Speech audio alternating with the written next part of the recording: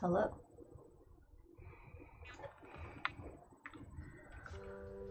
Oh man.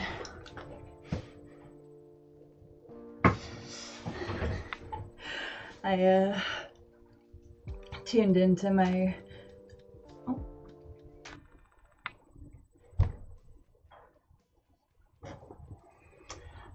wow. I tuned into my friend Amanda's aka Vamp X13's stream earlier, and I saw that she does a few different little I think need to get bits before I can do this, but just sort of things that are like stretch and rehydrate and a few different like things as like reminders that people can give her, and that seems like a good idea.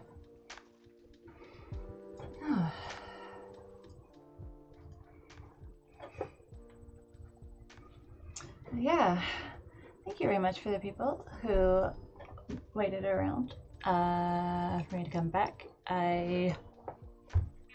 Hello, I'm Jen. I am somebody who, when I get a little bit stressed out, I get a little eepy, so I passed out on the couch for a little bit, but oh, howdy. Yes, welcome back.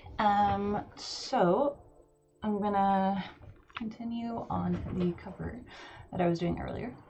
I do also have this kind of like gift commission that I'm doing that I could also kind of work on depending on how I'm feeling.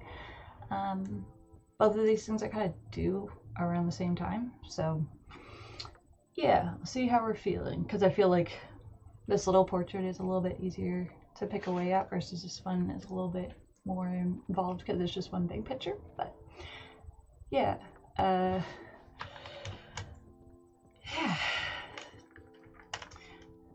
definitely a new experience earlier, just doing the kind of group stream with friend Rogue Witch. I believe that she is still doing her stuff. But yeah, I have never done like a multiple person kind of thing like that before, and I think I would like to kind of figure it out, because it seems like it would be like a good thing to be able to actually do in the future with like other artists or just like my friends on here. So we'll see how that goes. Thank you for anybody who's tuning in who was one of the follows from the earlier stream, coming over from Rogue's channel. Very much appreciated.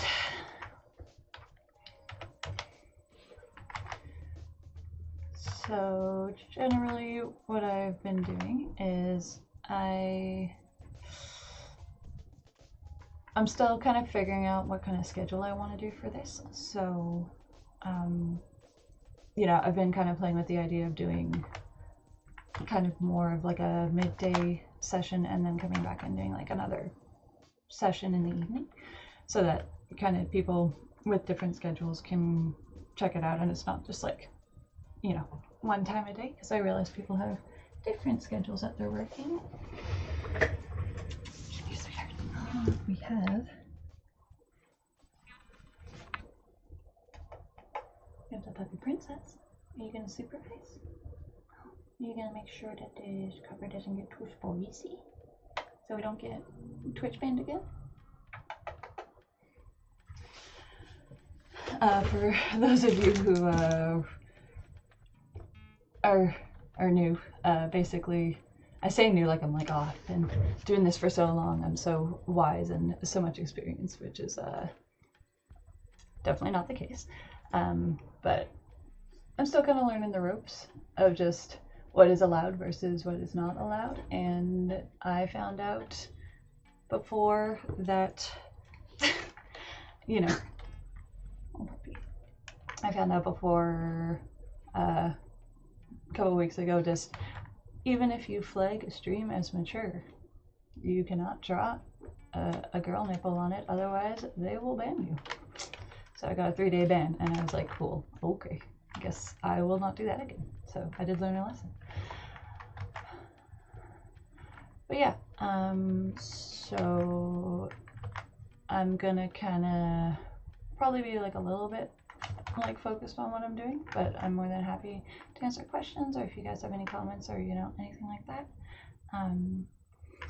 I feel like I should be doing some promo for my Harley book came out yesterday, which is kind of a big deal. But I don't actually have a physical copy with me, which would be nice to be able to be like, look at this. This is the book. You should get it if you want. So that's pretty exciting. That's a big deal. I was working on that for a while, and I hope people like it. I am pretty proud of this story, and I think everybody did a really good job on it. So, it's my first project that I've done with a big publisher like that.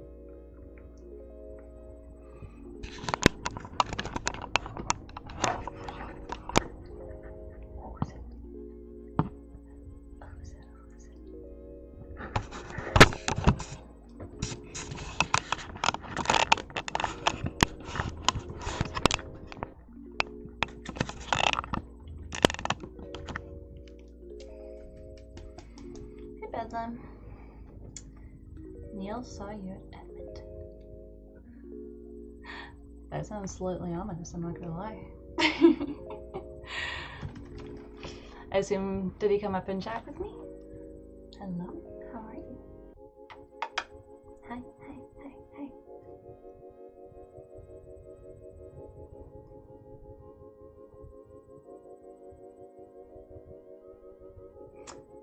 Yes, okay. Wow.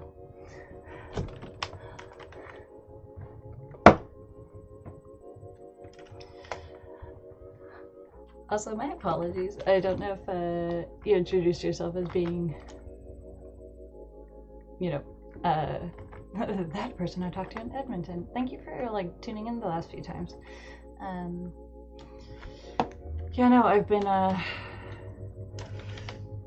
been getting through a few different movies since I've been back. I'm trying to actually watch some more movies. I'm in the process of convincing my boyfriend to watch that movie with me because he specifically likes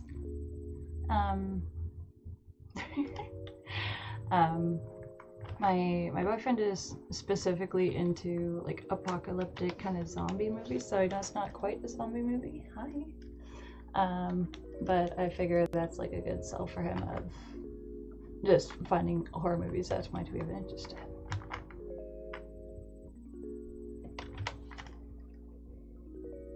Oh, I'd love more recommendations if you have some. I feel like we were maybe talking about this a little bit already, but just like, I find that it's a genre that used to be very saturated, but, you know, X amount of years ago, but now it's like, people aren't really making those specific kind of like thriller / horror movies anymore. It is too bad because I feel like it's a genre that I have a few like different movies that I would consider to be some like quite standout ones. But I mean, it would be like, you know, I was saying the other day that I finally watched 28 Weeks Later, and it was a movie. Too many haunted house movies. Do you mean like actual like ghost movies, or do you mean like sorry, actual ghosts? Like movies with ghosts? I mean, what do you mean, like haunted house as in kind of like Hell House LLC kind of movies, or like more like paranormal haunting sort of stories?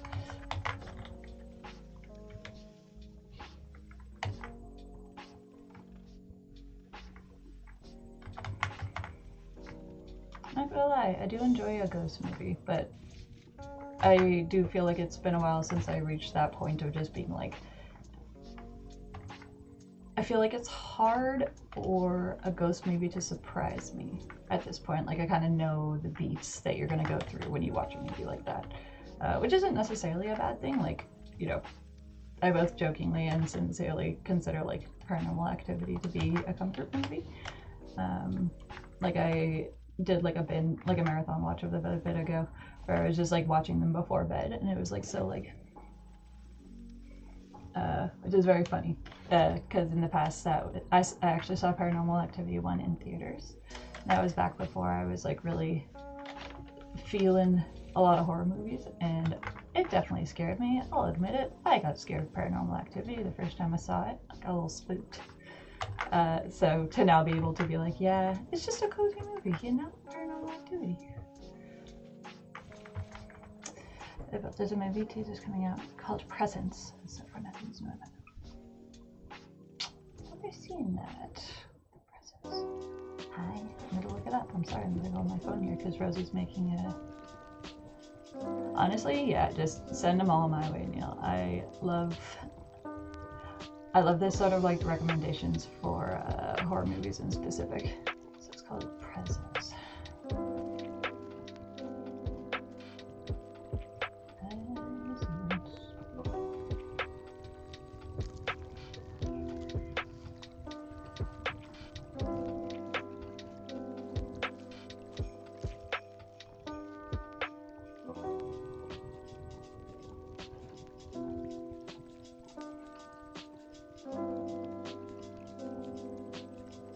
By Steven Soderbergh, but Okay. It looks like it has pretty decent ratings. It's coming out in January. Okay.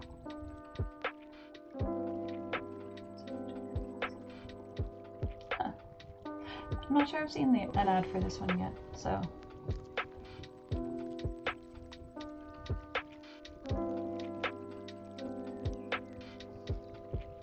Okay. Hello, Mr. Figgy. Welcome aboard. Yeah, I feel, I don't know why, but just because I didn't like play the trailer just now, but I kind of just saw the little thumbnail for it on Google, and kind of giving me Sk$N$Rink vibes, which may be completely off, because as I said, I didn't actually play the clip. But that's a movie that I feel like I went in having very high hopes and was very like,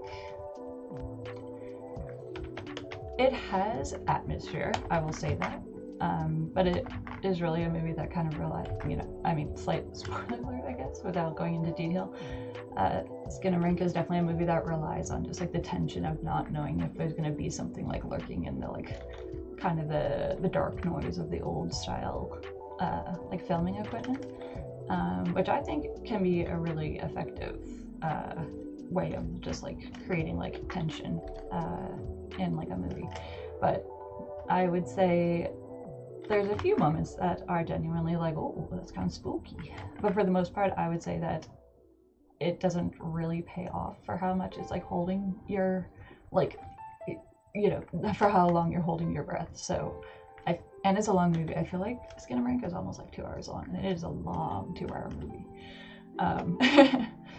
So I don't feel like it has a ton of rewatch value, at least if you're like watching it with your full attention. So I don't know why. I just wanted to take the chance to dunk on. Oh no, there's an imposter, Mr. Figgy, it would seem. I think of Babadook I did like.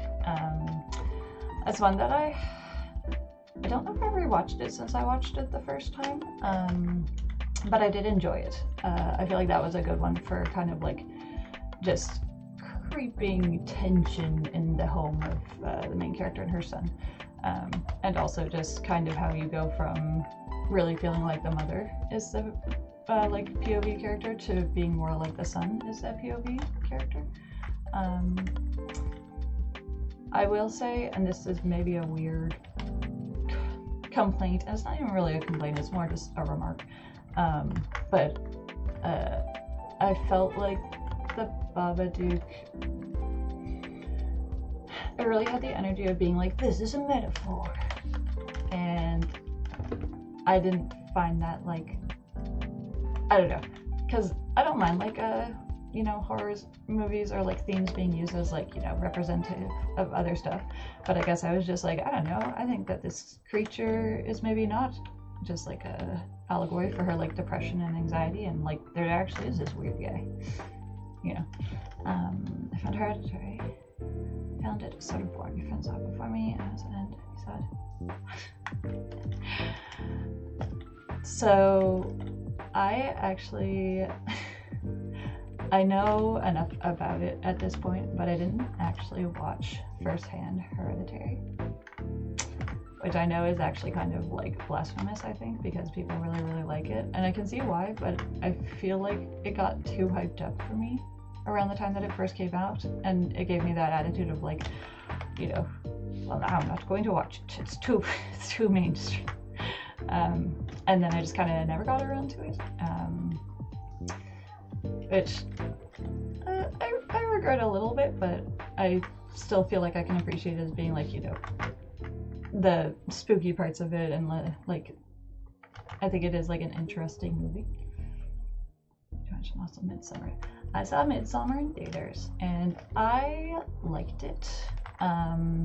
It's definitely one that was I guess if you had seen Hereditary already, you know, you kind of know what to expect as far as like gore from Ari Aster, because there's definitely some very like dramatic set pieces in Hereditary, you know, that probably will come to mind when I say that. But because Midsummer, I think, was the first Ari Aster horror movie that I saw, and so I didn't know quite what to expect. And that movie starts off with a sequence, first of all, about her sister and her family, that I was definitely like, oh my god.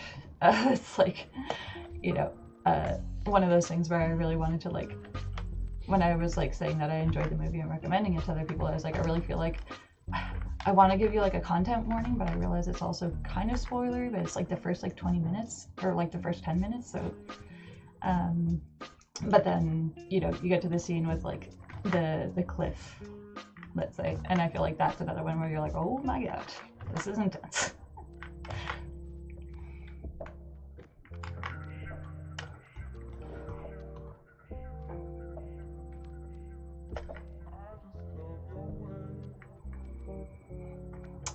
I do also respect that, because I feel like Ari Aster is a talented director for this sort of genre, but I can also sort of respect that thing that he's like, yeah, I did these 2 movies because I wanted to, but I don't want to become like a genre auteur such as it is. So it's like, I don't know if I'm gonna do more horror movies. Like, okay, that's valid, I guess.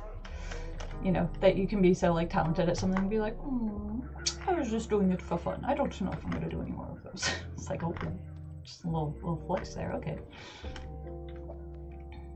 Give me Wicker Man vibe. Yeah. Wicker Man is also one of those movies that is like, you know, basically almost like entirely encompasses a subgenre in horror, I would say, of like folk horror and like daytime horror such as it is.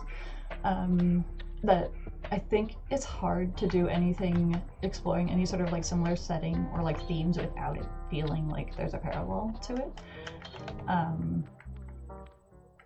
I guess, I don't know, I know when I was younger, everybody would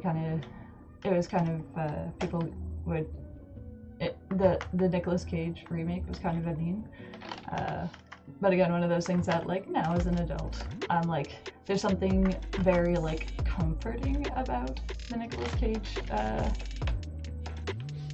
Wicker Man.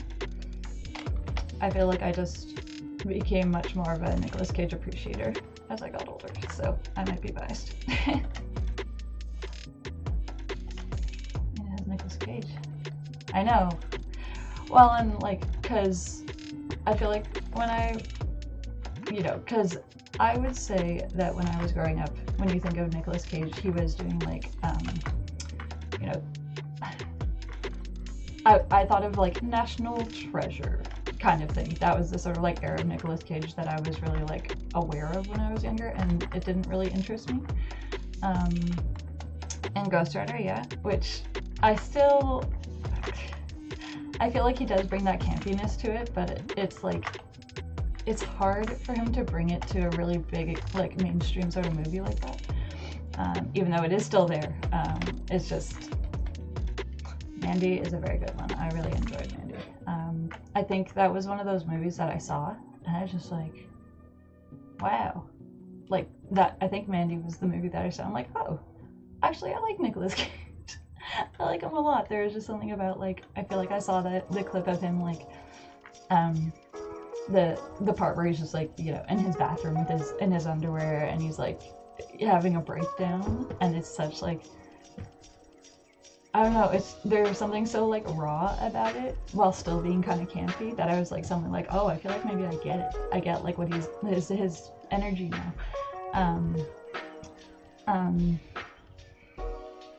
So just like him doing movies where it feels like they're matching that energy without it feeling like artificial. I don't know, it's hard to describe. I feel like he's had like a really good, like, the last 5+ years have been really interesting for movies that he's done. Like I was wanting to see Longlegs in theater, but then I didn't know if I wanted to watch it by myself or if I would get freaked out, because I know it's about like a serial killer, and you know, oh yeah, I actually haven't, what's that one called, Bedlam, because I've seen like there's a few different like clips that are kind of memes from it at this point that I'm like, you know, that feels like a very Nicolas Cage role to do. I need to agree. Yeah, Mr. Figgy. Again, Nicolas Cage is just I find he is a very interesting person. That he's, yeah, Loki. What do you think about Nicolas Cage? Yeah? Yeah? Oh, really? Wow. You know, I didn't think about it like that.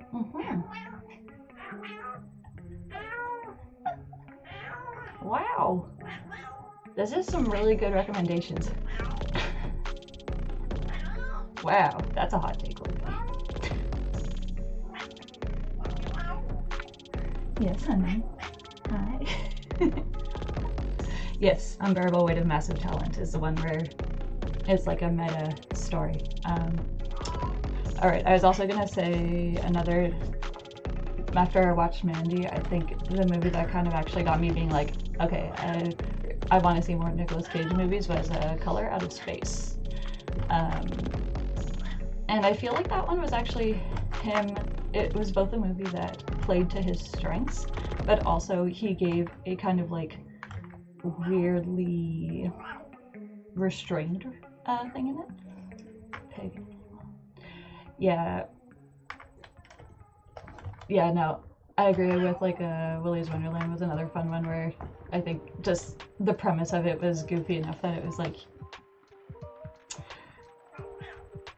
I'm not gonna lie, I think I got my hopes up too high for Renfield because I kind of hurt my feelings when I watched it, but I liked him in it.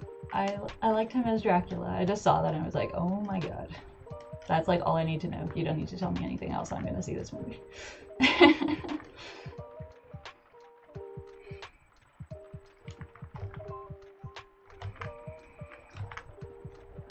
I guess this made me think of it because also Dracula movie, another one that doesn't have Nicolas Cage, but I feel like I maybe got my hopes up too high for was Last Voyage of Demeter, where it's kind of like a, you know, haunting, but it's obviously like about Dracula being transported by boat and what happened on that boat. Bad stuff. Because I watched that one after I watched Late Night with the Devil, which was one that I had kind of been like debating if I wanted to watch or not, and when I did I really liked it. And the guy who plays the main character in that,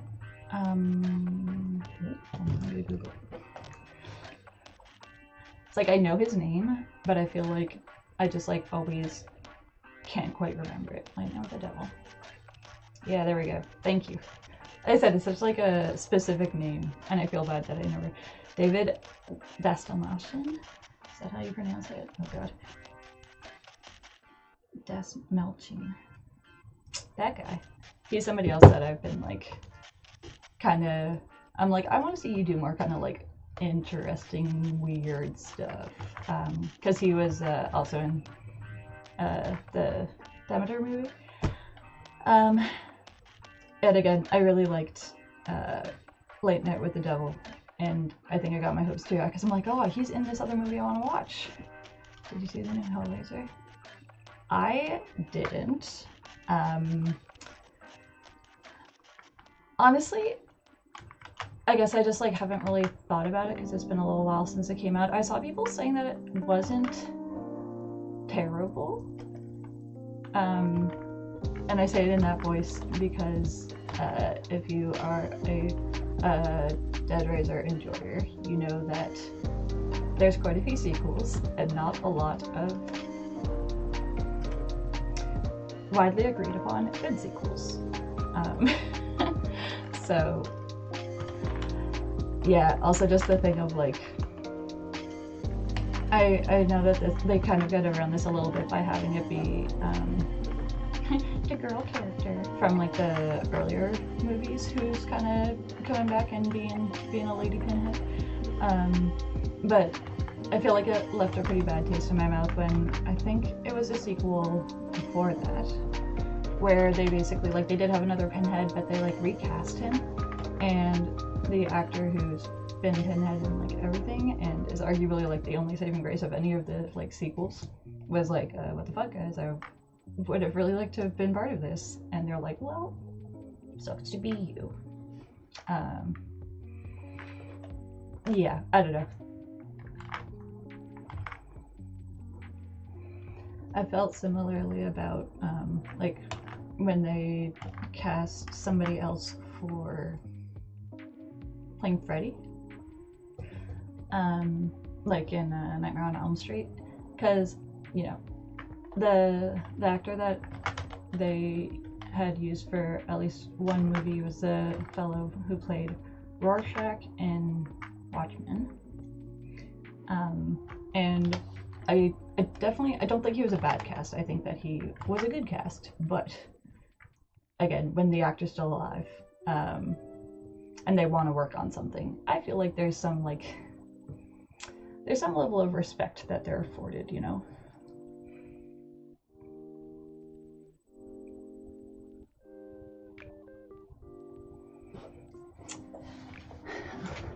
So, okay, but has that not always been Freddy's kind of backstory, though? Isn't that why the parents, like, ganged up together to, you know, put him down?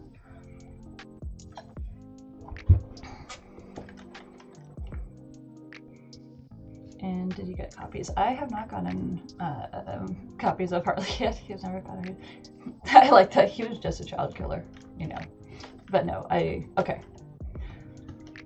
Maybe it was just like osmosis of the newer movie that I was like, yes, it was also this. But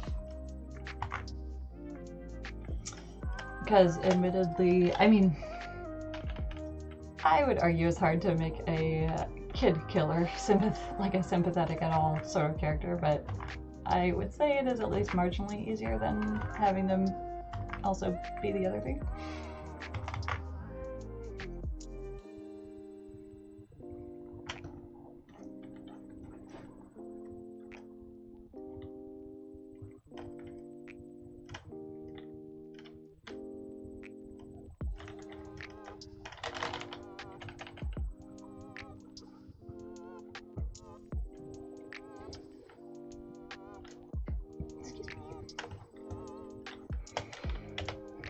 Yeah, no, I am of the opinion that, like, I don't know, I don't usually get too excited for, like, sequels to movies that, like, horror movies especially, that I have liked certain installments of, because I guess this is, like, you know, this is kind of the case for a lot of, like, sequel things where it's just, like, I think that one of the things that can be interesting about doing like a remake or like a new installment of a franchise like X amount of time later is kind of being like that you can tell the story from a slightly different like viewpoint depending on like where the world is at as a contemporary thing. Like I will say the newest Texas Chainsaw Massacre movie that came out was one that I was like, okay, you know, I feel like that's a story that could have interesting questions for being like, what happens now that it is like, you know, this year of our Lord that this story is happening and things are like taking place. And I feel like they maybe did not explore those things and just kind of the bringing back a legacy character just to kind of like make her suck is like that's rough. That's a really hard sell to me as somebody being like, is it worthwhile making this? What story do you feel so inclined to tell that you're doing this?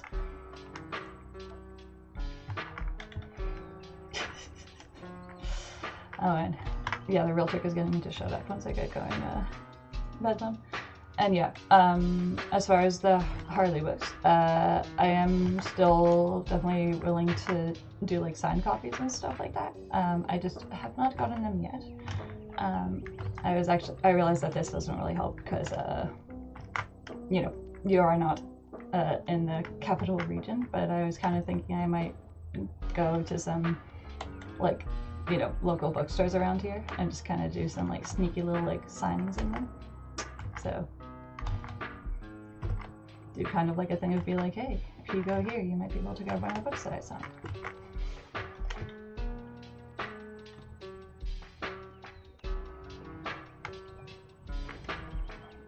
I feel like I'm just looking at this and I'm like, oh, is she too thick? Is that possible? A lot of people do that. Yeah, I don't know, on one hand it kind of feels like an egotistical thing to do, I guess, but at the same time it's like, I don't know, I think that might be kind of neat if somebody just happens to pick it up and like, who's the character? So this cover that I'm working on is for a series called Private Dance, and this character is called Sabby.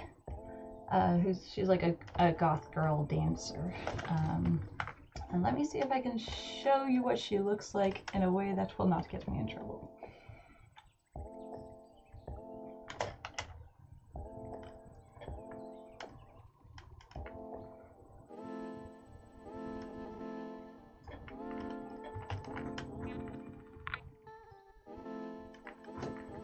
I think that this is still kind of PG-13.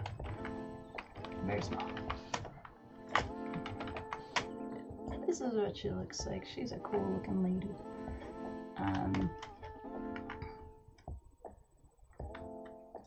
And yeah, the writer slash editor, Pat, had said that apparently this was a character that he'd had people, has had people kind of being like, because I've done quite a few covers for Pat over the years. So I can see why people were kind of like, is Jen gonna do like a cover of this character? Because like she is very on brand for me. I can see why that people might make that connection if they know my art and know that I do covers for them pretty often. So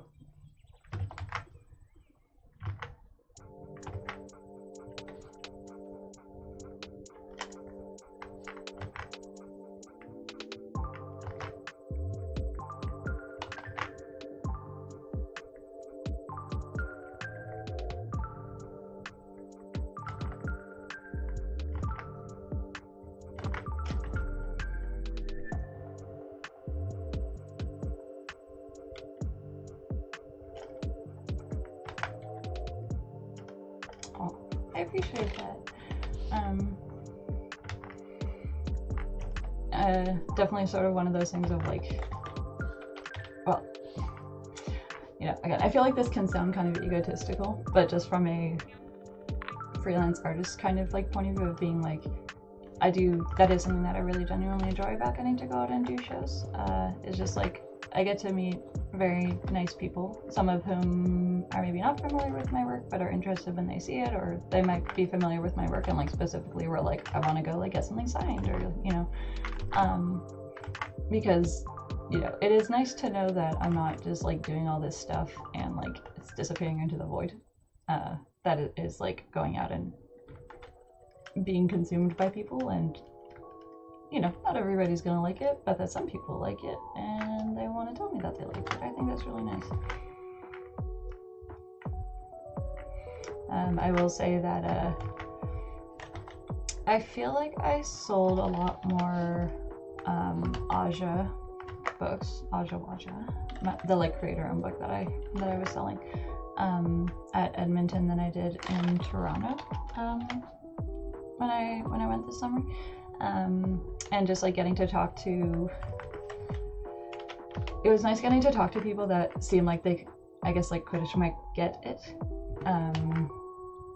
you know, because it is kind of a thing that I was like, I don't know, this is like a thing that me and Megs thought would be cool, but I don't know if other people are gonna think it's cool. And then for other people, and like, especially talking to like younger people, you know, like I talked to more than one like kind of 10 to 13-year-old kind of like girls who were like, they were getting into their weird spooky era, and I was like, oh my god, little baby spooky weirdos. This is like such an honor moment for me to be like part of your development into a more grown-up weirdo. Print sales at all? Do you mean at the events, or do you mean outside of events, Bedlam?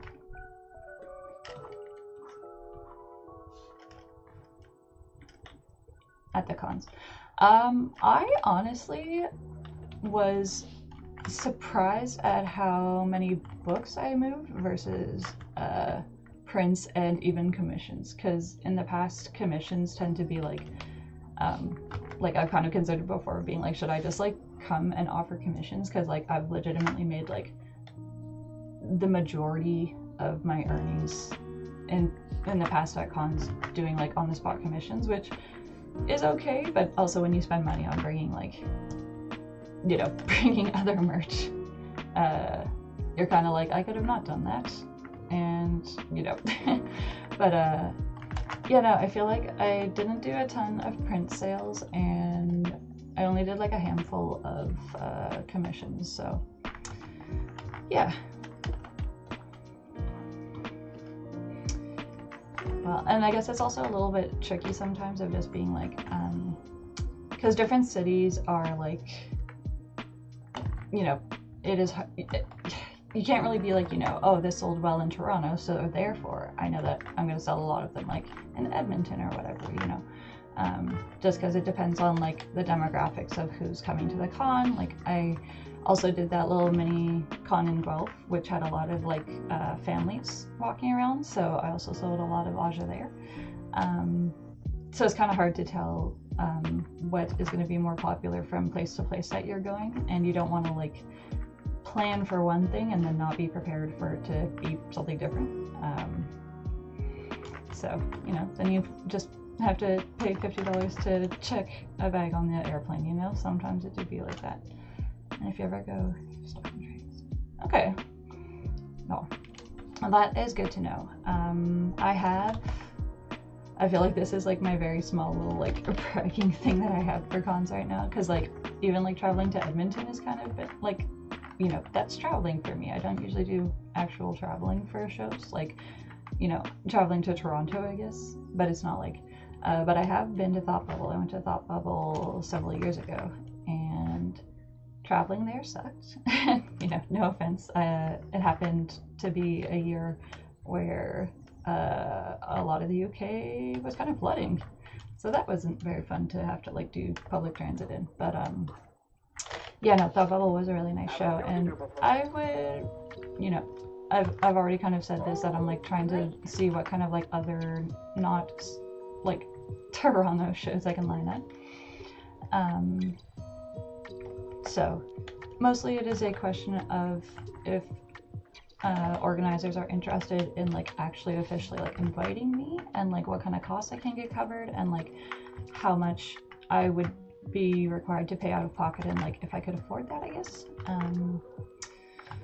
So yeah.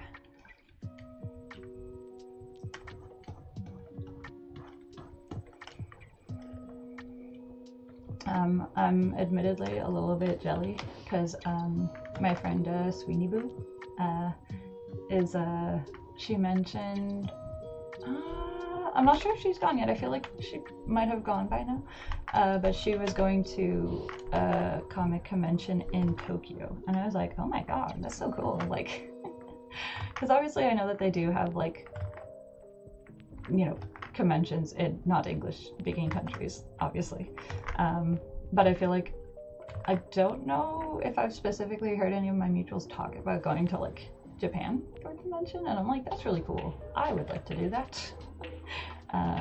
Because I'm very, you know, I'm friggin' basic, and I'm like, if I could go somewhere, I'd want to go on a trip to Japan. It's just expensive.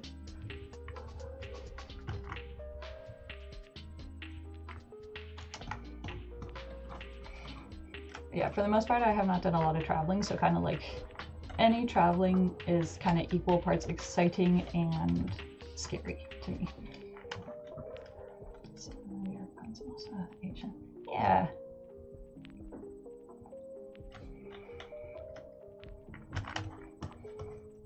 Yeah, I think just being able to like kind of go somewhere that you can justify like some of the costs as being like, you know, this is like a work expense, while also being like, this is somewhere that I genuinely want to go, and this is kind of giving me a reason to be like, to spend at least some of that money, even if it is still cheaper. Because as I said, I know that like just the flights to Japan are kind of wild, and they have been for a long time. So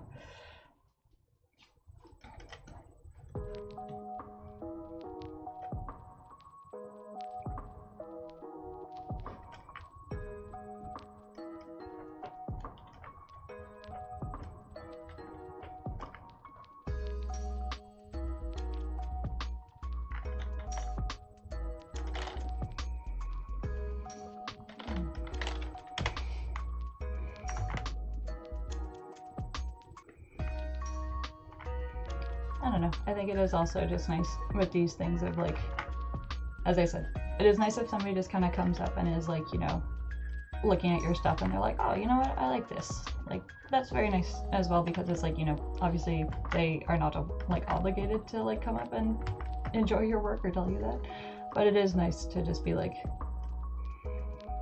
you know, that people think about you and they like what you're doing, and like, you know, it is something. Yeah, I'm monologuing, or we're getting into some like lore dump sort of things of like, you know, it has been sort of something where, because I have kind of made the choice for more than one reason to be less online while I was working on like Harley and stuff like that, and you know, I was getting a lot of my social sort of like energy from being on like places like Twitter and stuff like that. And so like when I was working on Harley, I felt pretty like isolated by it, and like, you know, I wasn't really keeping up my like worrying about doing like engagement and content and blah blah blah online, which is like, you know, I'm fortunate that I'm at a point where I don't have to do that to be getting work, so you know, that's not inherently a bad thing. But yes, okay. But you know, just that kind of thing of feeling like you're getting a little bit left behind, I guess, or like, are people even gonna like care that I worked on this when it eventually comes out? You know, because I've been doing it for so long and not making like a big fuss about myself, or like making as big of an effort to make sure that people know that I'm still doing stuff, you know. I did take the move. So that book,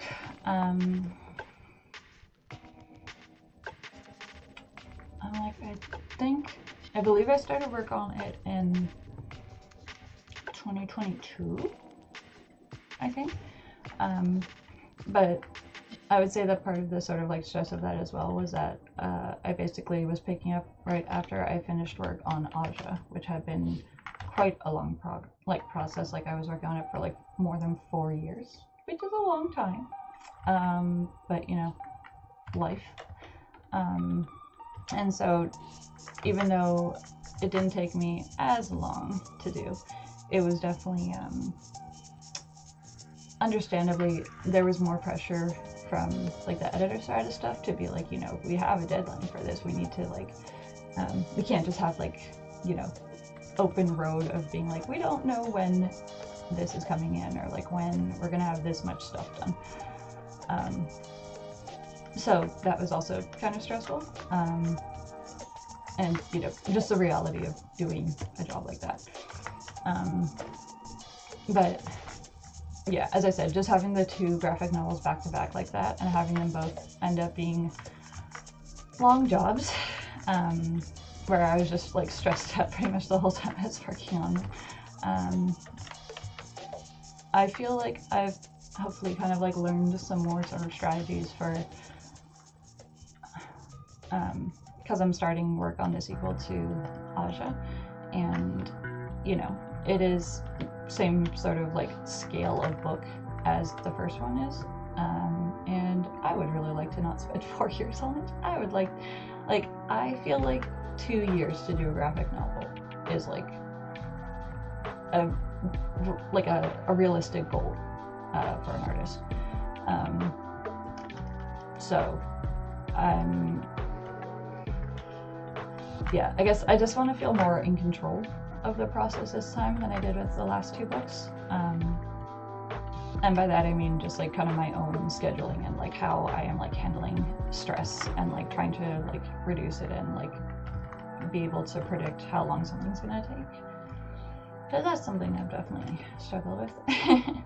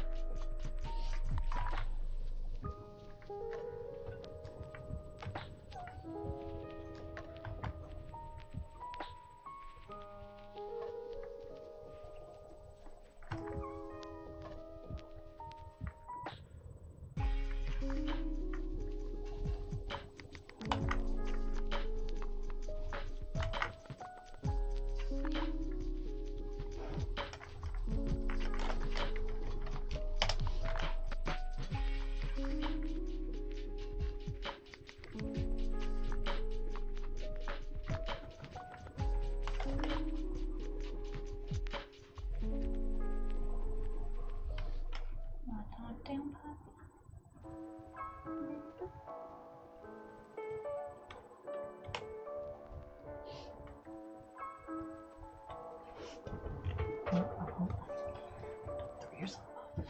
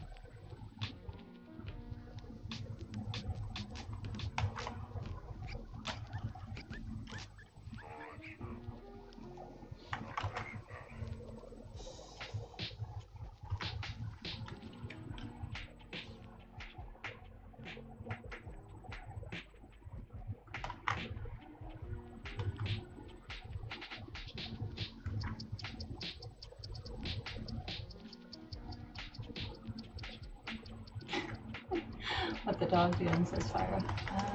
Right down, because she's working. Where's that dog going? I assume she has gone off to do dog business.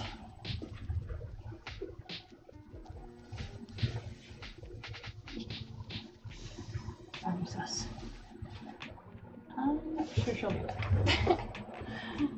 I know technically she doesn't have to be under, like, literally underfoot all the time, but admittedly I do kind of be like, where's my puppy? If she's not there, so.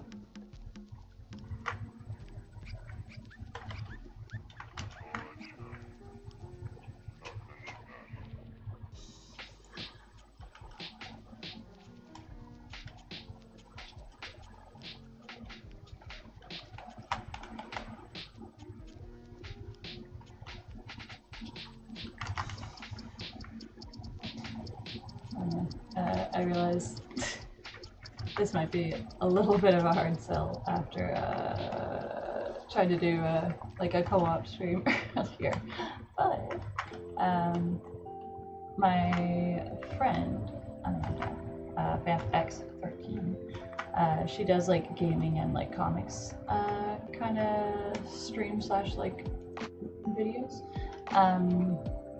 I realized that I wasn't following her yesterday on here, so I followed her. And she was playing Resident Evil 4, the remake, earlier today. Apparently her first time actually like playing it herself, so that's pretty fun. But she mentioned that they were going to be doing a kind of like multiplayer game thing on Saturday, and asked me if I maybe wanted to play, so we'll see how that goes. As I said, I realized maybe a little bit of a hard sell after me trying to do a co-op thing earlier today, but I mention it because I know Amanda has her and like other people that she like streams with do it fairly often, so probably would actually be a good little learning experience for me, so that I have a bit more know-how, knock on wood, next time I want to do it. Yeah, no, Amanda's very cool. As I said, it's, I'm not sure what's like an easy way to do it, because I can go and be like,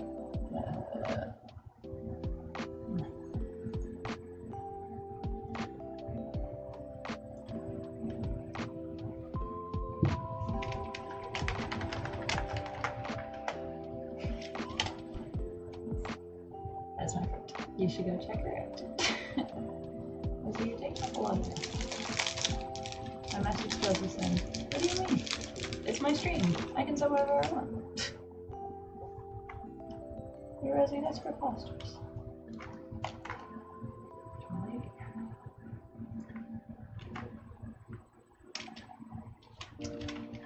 I posted links before. Hold on.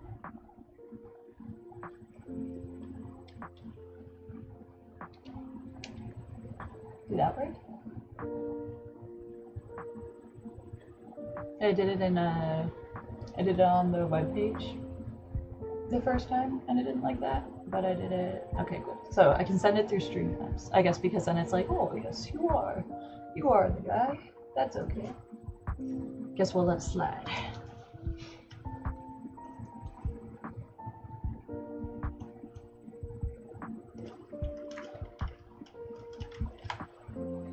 Yes, I'm sure that there is a more built-in way to do those sorts of things, and I am not troubleshooting that right now, so that's what you'll get if you're curious to check out my friend and maybe give her a follow.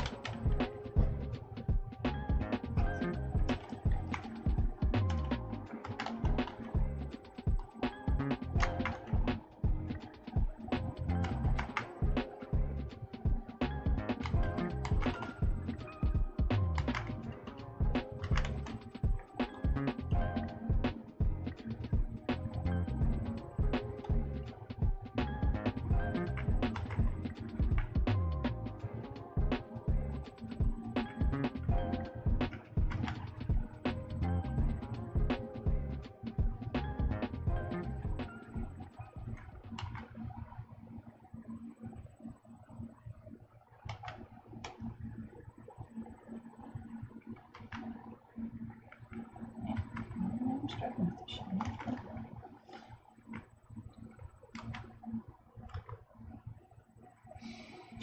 Yeah, something I noticed that I do when I'm like drawing, because I'll see other people doing the logical thing when they're drawing, and if they need to like kind of like, you know, they'll just kind of like rotate the canvas a little bit, and that makes sense. But for me, I'm just like, my natural inclination, I'm just like,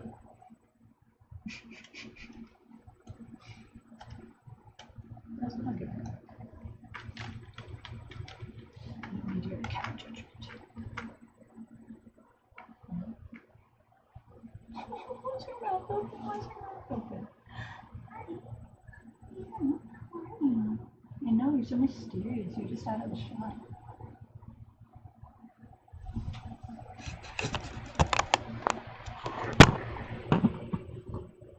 Big yawn. Oh my god.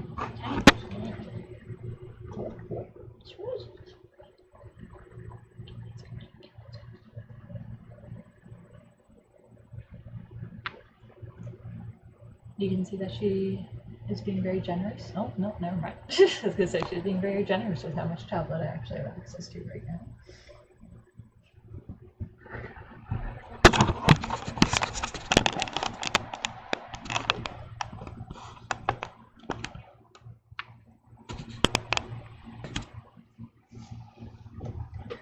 As much as I like to josh on the cats being away, I genuinely feel very fortunate to have such disturbances in my life.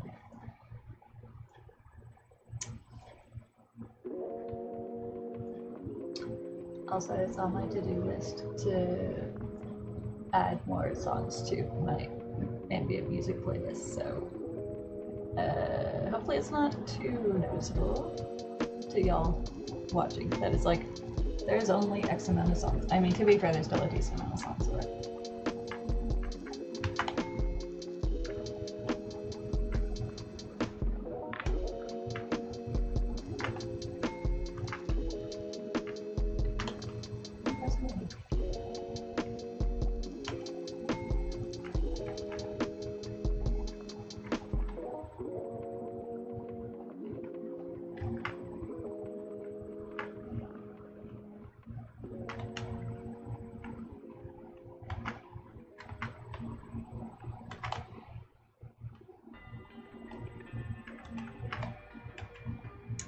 something else that I feel like I need to kind of familiarize myself with, but again, for now, I'm just kind of,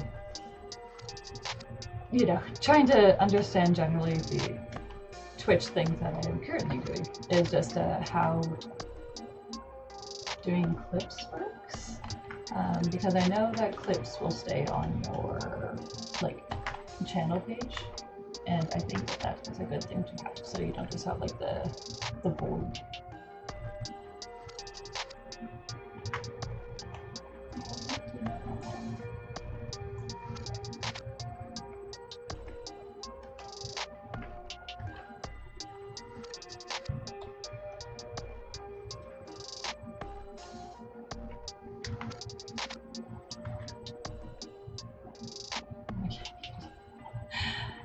No, Fyra, I want to have clips from my channel page, okay? Like, is that a thing that is useful to have kind of like mods do? Like people who are like, you've given some admin privileges? Is it something that people usually just like do for themselves, you know? Like, I don't know. How do these things work? I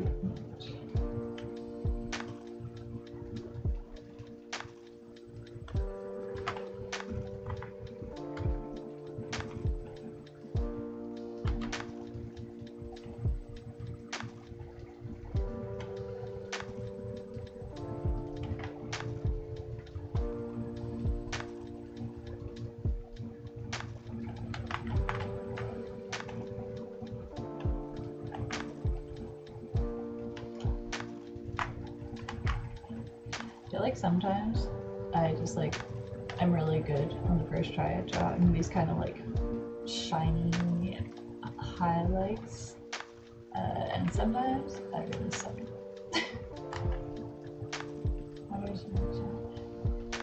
Sure. Okay. again, I just don't know like what all the features are and like the best way to utilize them, and also kind of like what sort of stuff is good to put energy into while you're still sort of learning the ropes versus what is stuff that's like optional or like you should hold off on spending the energy figuring out.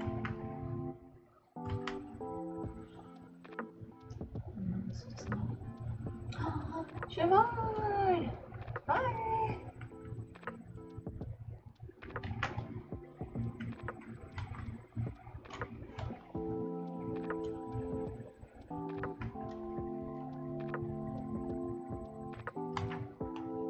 How you doing, Siobhan? I haven't seen you in a little bit.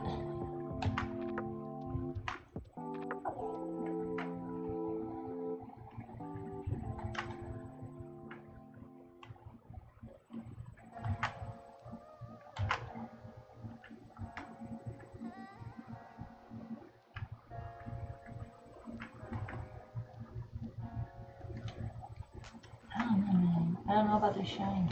I'm not feeling confident.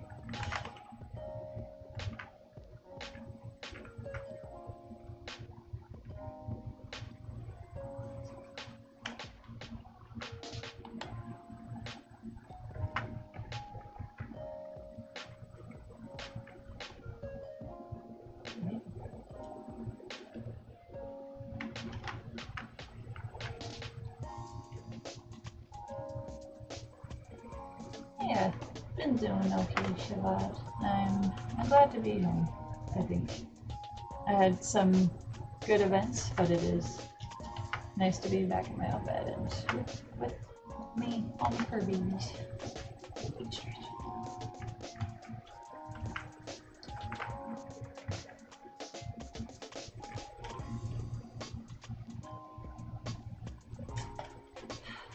Okay, I need to move on from doing this part because I was like, I feel like I got it, and now I'm like, oh, I don't.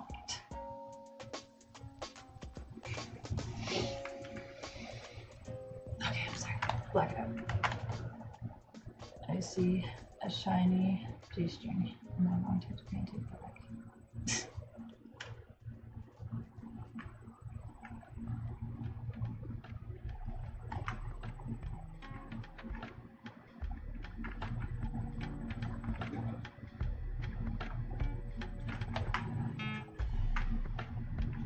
Oh, where is it?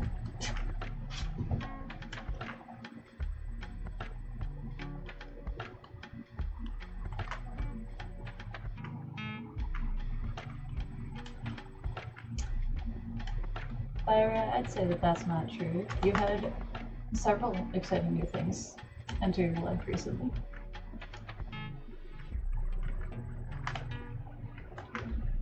Some good quality of life updates.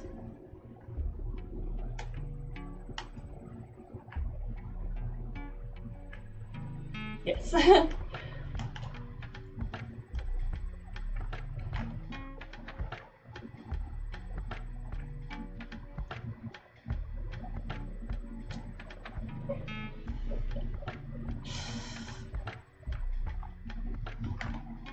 I appreciate how one of the fun things about doing the cons was that we got to spread the gospel of Rosie very far.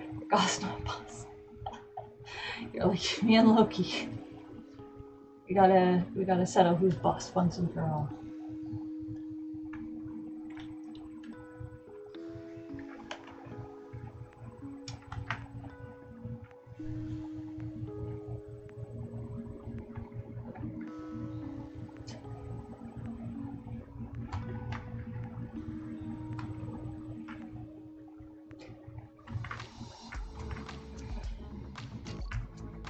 Yeah, Fyro is I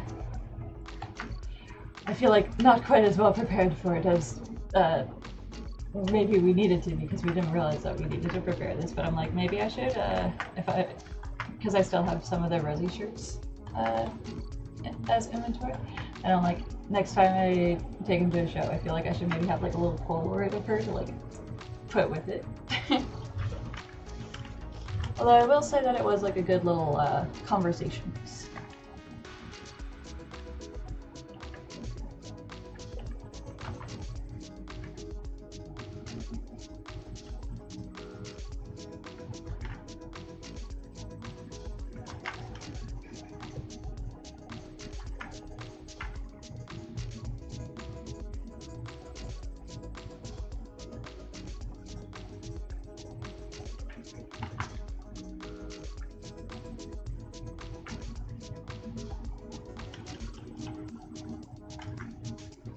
I feel like there's a... I'm joshing only a little bit, but I feel like the events that I did were kind of good little like entry points back into planning on doing more events again, just because I'm like, I feel like there's a few different things that I'm like, these are some things that would maybe be good to think about next time. Just for like kind of both organizational kind of efficiency. Sorry, I'm crinkling this really bad. But also for like display stuff and like we were talking about before also, so I'm gonna need a 14 bar now, so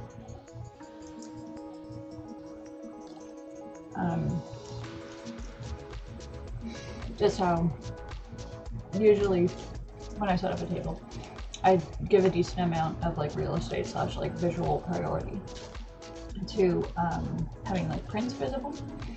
And in the past I've had like a portfolio book, but I feel like it's nice to have like, I kind of have them as like vertical things so that there's some more height visual interest on the table. But because like between the 3 events I honestly sold like so few prints, I'm kind of like, you know, maybe I do just switch back to like the book, and if I have like maybe like a special thing like the Harley and Pam print that I did, have that like out of the book as well on display. But much to consider.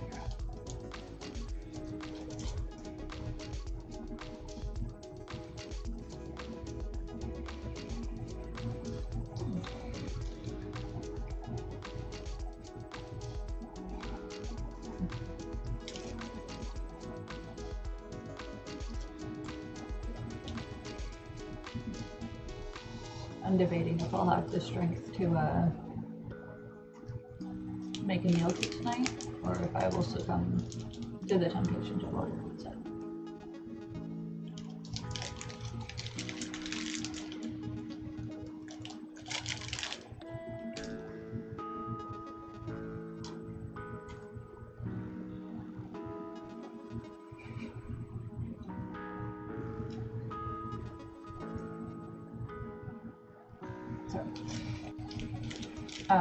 Yeah, I agree with you, Fyra. It is that sort of thing of like, I realize that flipping through a book is not like really high octane interactivity for like a customer, but it is still like, you know, they have to choose to engage with you in that way. In the past, well, my thought process before has kind of been that for people who are perhaps a little bit more shy or don't know what is okay, so Shavad is voting that I give in to the Pizza Foundation. I can kind of justify it because if I spend like $20 on like a pizza and I get like 2 meals out of it, then it's kind of like, that's like pretty good meal. Although I did have a DoorDash pizza order not too long ago where I was like, okay, I'm justifying this by saying it's 2 meals, and I ate the whole pizza.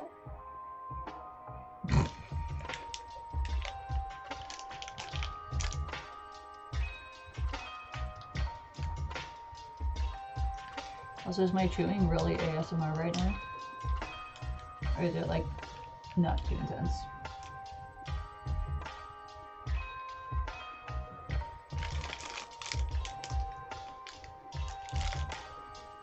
Okay, good.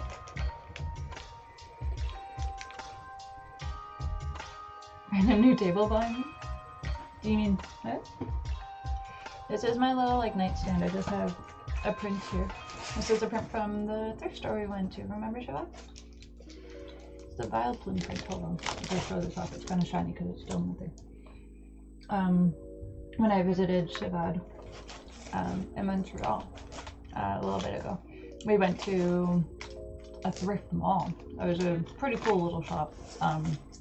And so I got some prints from it, and I feel like I have a lot of prints that I haven't hung up in my apartment. Because I back at the house, the office that I had like kind of like a print wall that I quite liked, and it's just like in here, I guess because I have so much like stuff everywhere, it feels like harder for me to decide where to put extra stuff up like on the walls that doesn't feel like extra clutter. Not to say that it's like, you know, the art prints that I have are clutter, just more like visual clutter. I don't know what it is. Obviously it's like, you know, my apartment is smaller than a house by a bit. So, you know, I think it's just like concentration of stuff. Hello? Yeah, no, and I actually moved this off of here because I'm like, this is not its final resting place. It could go somewhere else, and it just actually like threw off the white dark balance on the screen a lot. I'm like, okay, I guess I'll put it back.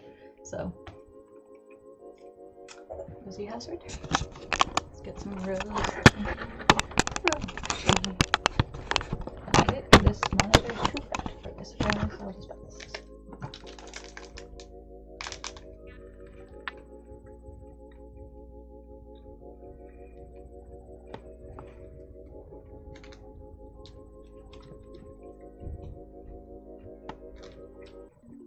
What? You can't have this. What's that? You don't need protein. You're already too strong.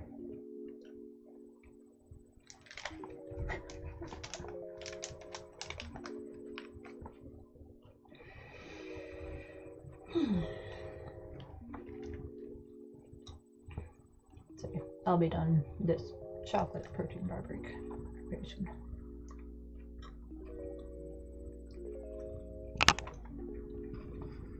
So Rosie, what do you have on the docket for tonight / this week? Hey? Important Rosie business? She's like, my schedule is just full. I'm gonna go under the covers in the bed for a while. I might go under the bed for a while. I'll probably lay on the sink in the bathroom for a while.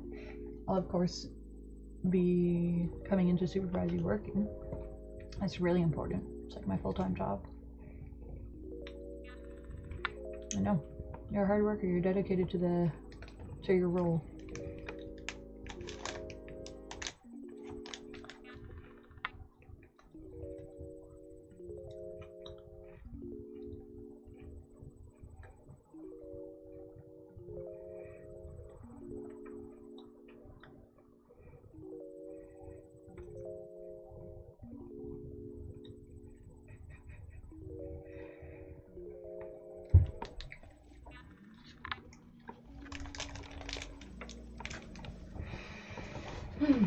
Yeah. It's definitely something that I need to figure out with doing these streams, especially when I do it, I do 2 a day.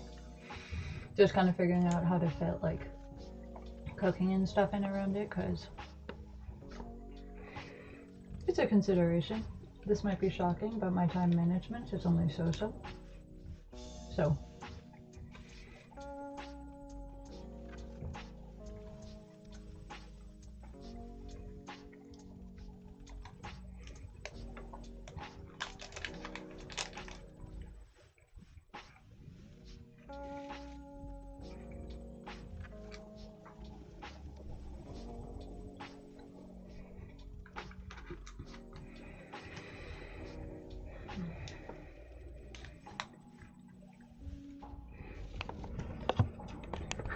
I guess just to sort of lob some music at y'all as far as like figuring out a schedule on here. So, do I still need audio help? I don't think so. I mean, as I was saying, Fire, doing the stream earlier, part of the challenge was like, it wasn't just my audio that needed to be figured out, and I didn't have control over anyone else's audio, and like trying to be like, you know, which audio is playing where, because like Rogue was saying that like, you know, she was getting like double or like triple audio when like I couldn't hear that, so like it was kind of hard for me to be like, you should do this, because also I don't know. I'm just a little guy. So if you are hearing my voice and you're hearing some background music, then that's all the sound you have. Oh, that's okay. It was you know, it was nobody's fault, you know. It was just kind of a little bit stressful doing that sort of tech stuff live, and like, you know, because it's like, I know I never have done that in any of my videos, but you know, it's not fun to watch like somebody like trying to figure out something like that usually. So watching multiple people try and figure it out is like very fun, and it just kind of, I feel like I ran down my battery a little bit earlier, hence me needing to take a weighted blanket nap.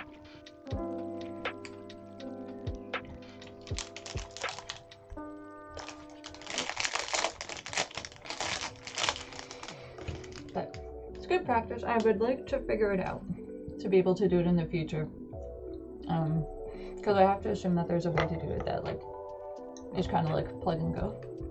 I just don't know it yet. I'm just spoiled guy.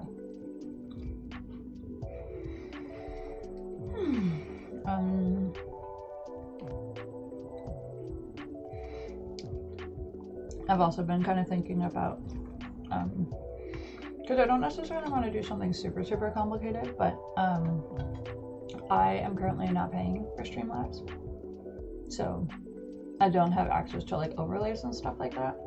I'm kind of like, how hard would it be to do my own? And again, I don't want to do something super complicated, but just sort of like something to make all this stuff look a little bit more intentional, maybe? I don't know.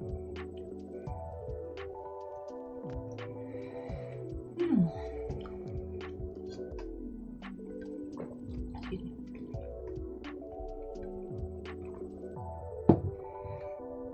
Okay. Rosie, you're very large and in charge. Also, I want to show you, just talking about my weighted blanket. I did this graphic that I put on the like loading screen, just because I was like, that's exactly how I was feeling.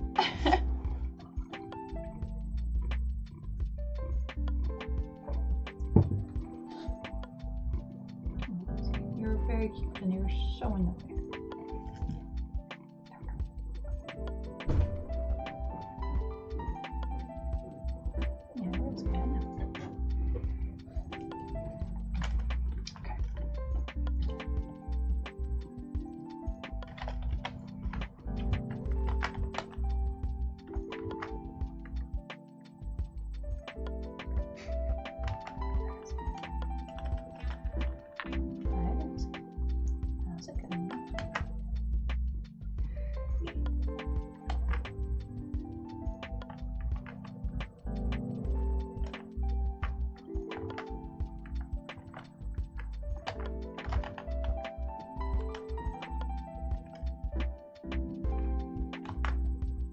Rosie, can you? I'm like, don't make me use my mom voice. Rosie, can you please get down? Can you just lay in this one spot I have designated for you specifically?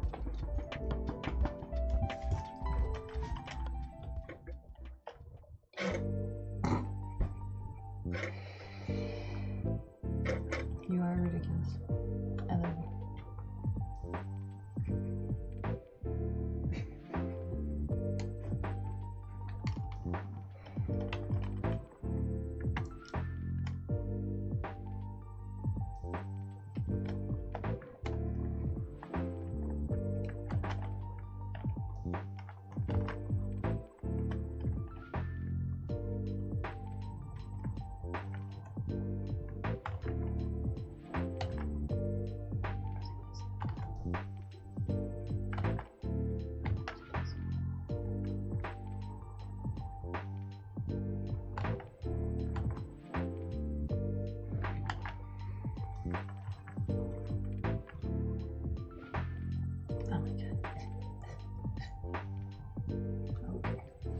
I suppose there is okay.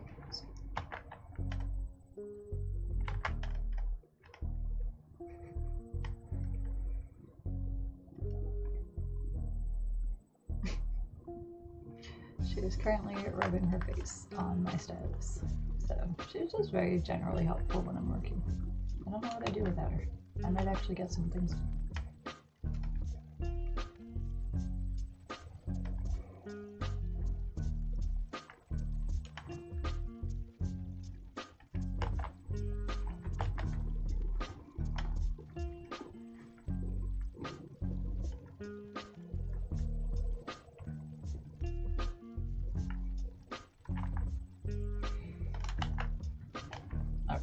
Not super exciting, I guess, but my remark I started saying before, just as far as kind of deciding what I want to do for like schedule as a more like getting into a routine thing for doing this. So my kind of like more thing that I'm leaning towards, I guess, was the thought that I would do kind of like Monday, Wednesday, Friday streams, and then do like a daytime one and like one more in the evening. But then I was also like, okay, or would it be better for like just like keeping up like momentum and stuff like that to do one every day of like Monday through Friday, but then just do like alternating days of like half of them would be like daytime, and then on the alternating days it would be like in the evening, so that it was still like different shifts for people to tune in, or like, you know. And I realized for the most part it's kind of one of those things of like, you know, if you do it, then people will probably come and watch. But yeah, I'm not sure if there's like an obvious answer of like, this is usually what people kind of do if they're doing this kind of like streaming.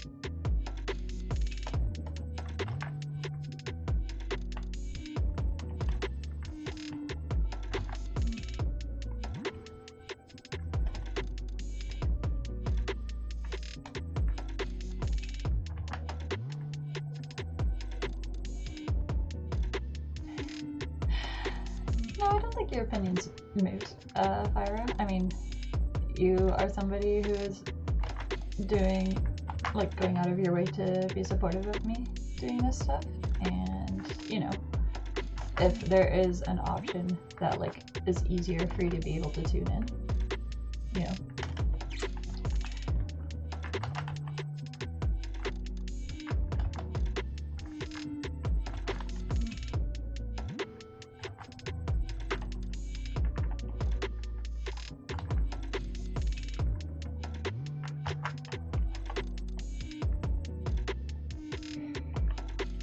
And yeah, I guess the question was kind of more the thing of like, not if I would do evening versus daytime streams, more just kind of like if it would be better for getting traffic / for like people's schedules to kind of be like, I stream, you know, every other day during the week, or I stream every like weekday, and it's like different times depending on the day.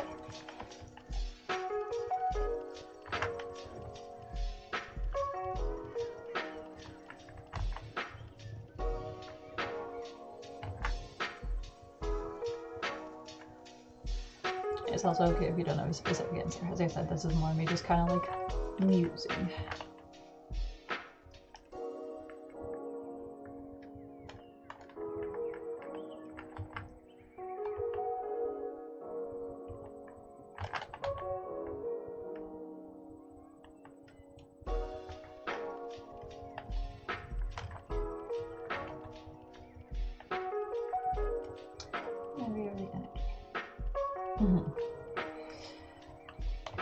Yeah, well, because admittedly it is kind of that thing right now of like this is still like a new thing that I'm trying, and I feel like I'm having like fun with it, which is good.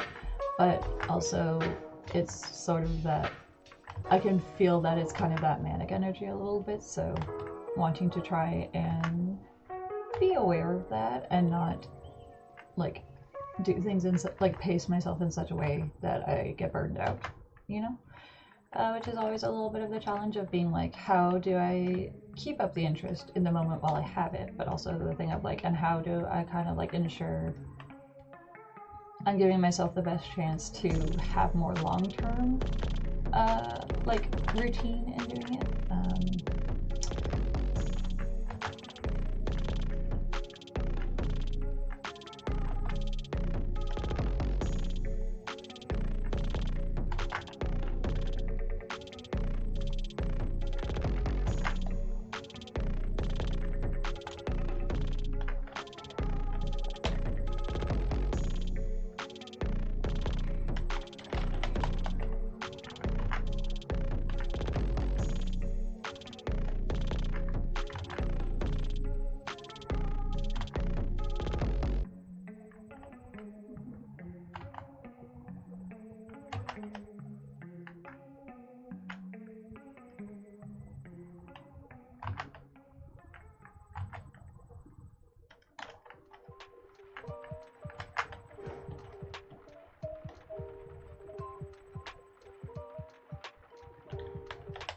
Let me show you something.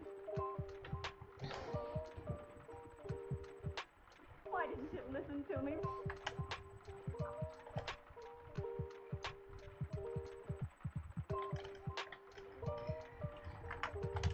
I appreciate your confidence in me, Shavat, considering how well you know me and my struggles to make a lasting routine.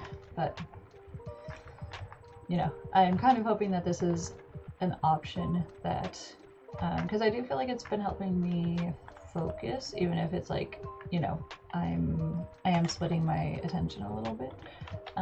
Just the thing of being like, you know, this kind of gives me a way to be like, you know, I told somebody that I was going to be doing something at such and such time, and therefore trying to kind of like hold myself accountable in that way, rather than just sort of being like, you know, telling myself that I was going to do it or I need to do it, because that is usually not super helpful.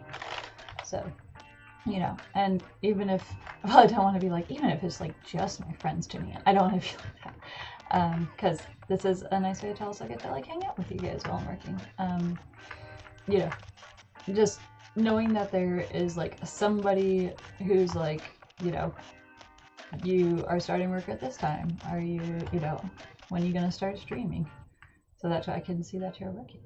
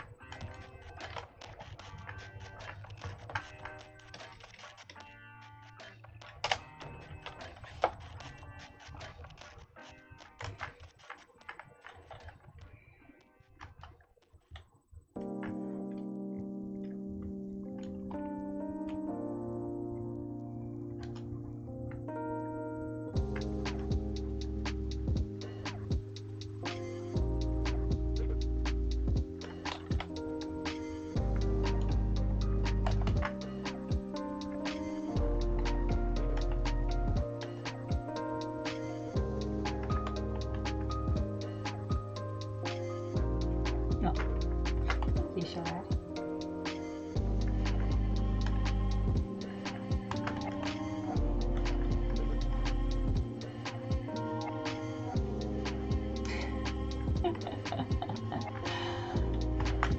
I agree, Fire.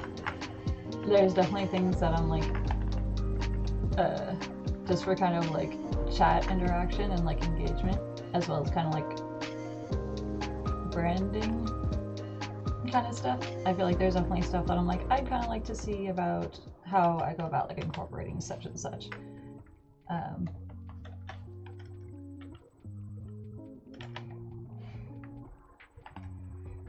Because yes, I do see when you guys are like already in the chat of being like, it's like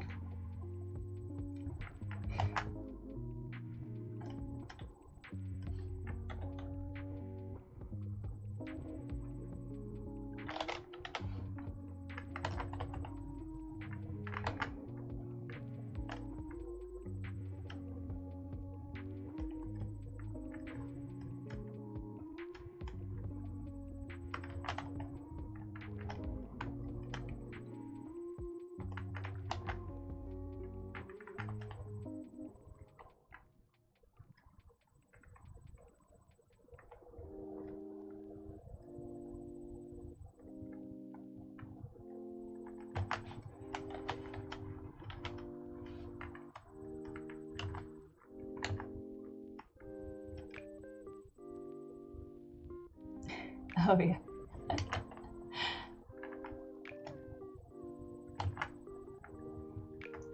Let me see if I can find it without looking too long.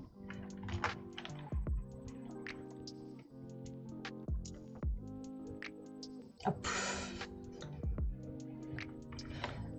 I'm both sorry to hear that and congratulations for that, Bedlam. That sounds like not a bad way to end the day. Oh my god, I'm trying to think what this drawing would have been called.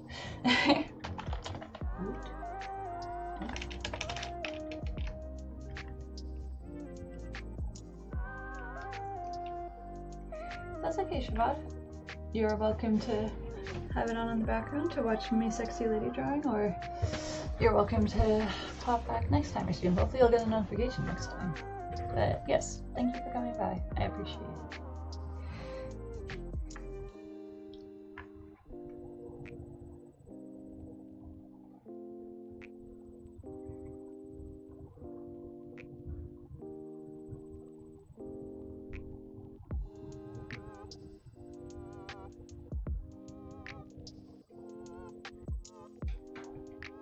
Hold on, I'm just looking for an older drawing.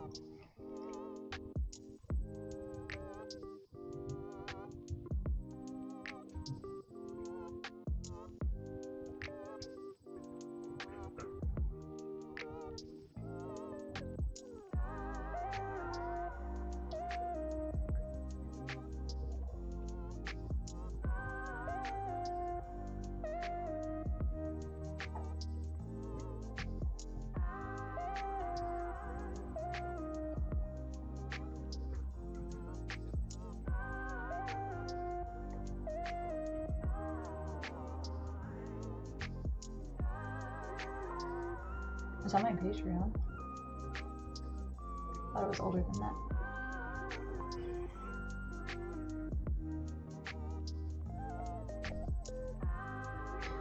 I'm just quickly glancing through my folders to be like, what year had some dumb looking doodles in it?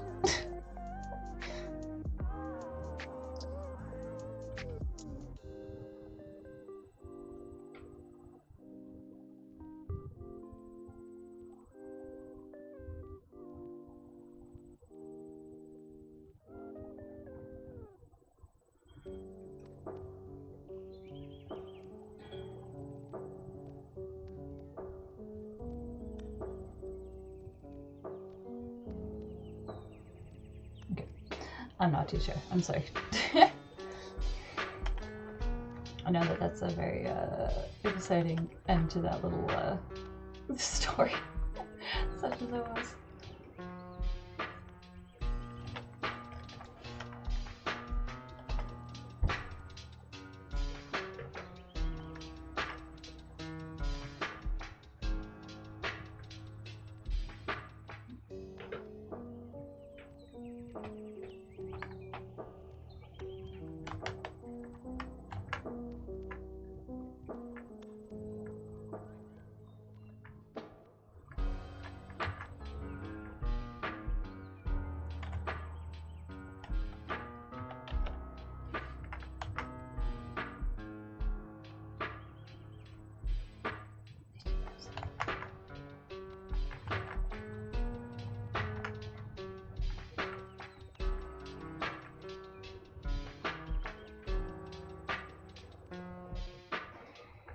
girl has very long pigtails, so I want to be very extra with them.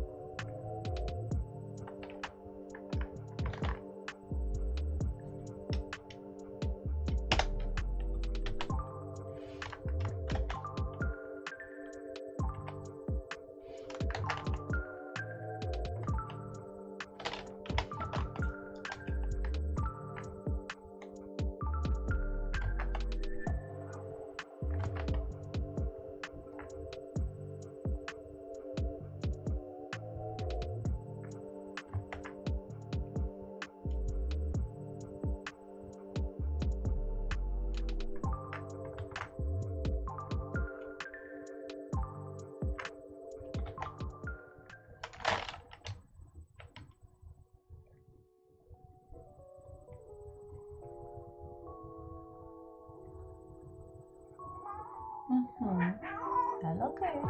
How you doing? How you doing? Yeah. Oh my gosh. Yeah. It's a lot. Yeah. Yeah.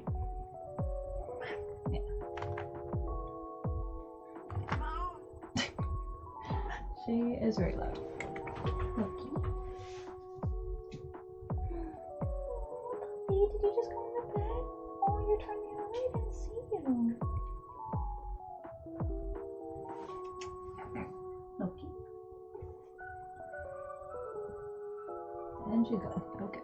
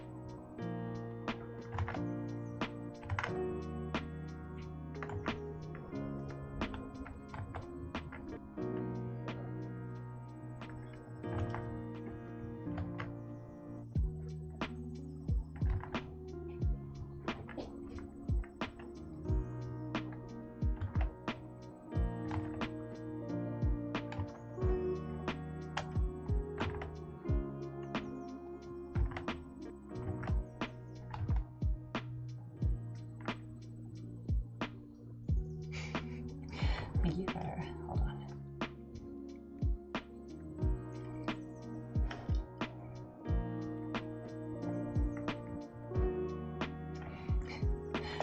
Fire was just saying, as far as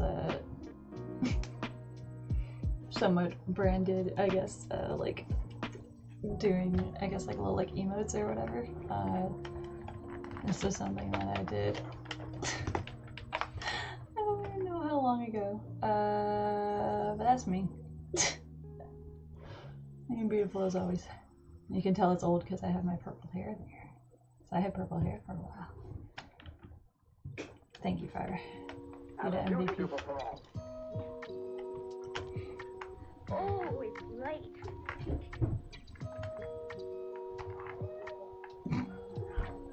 Loki? What are you doing? Oh, hello. Hi, handsome prince. Hello, handsome.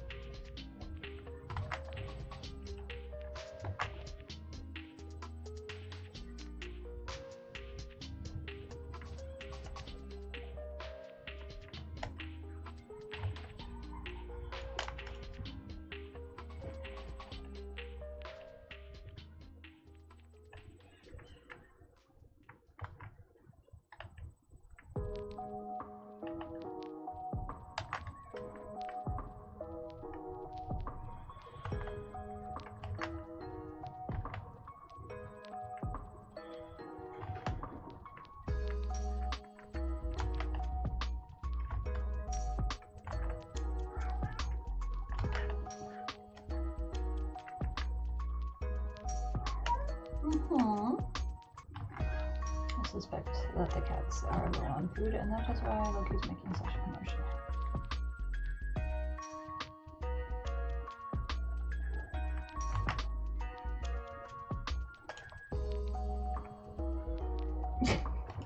Yeah, he's just hanging out. I currently have Jack and Rosie on the desk, so Rosie at least is being polite and staying over in the little niche, or in the empty spot.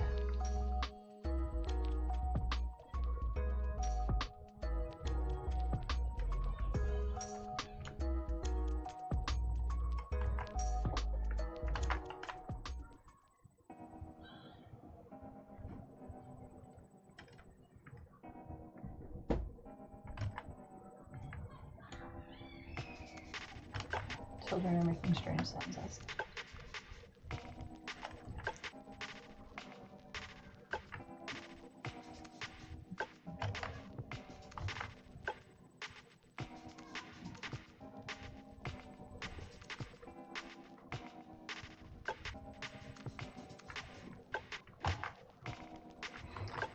I know that I can overwork it sometimes, but I just love doing like extra hair like this. Is so dramatic. Oh, awesome, Bedlam.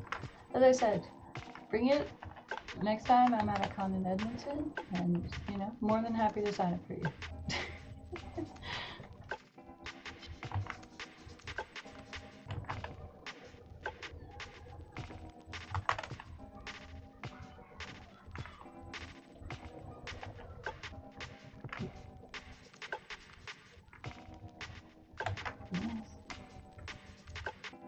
Okay.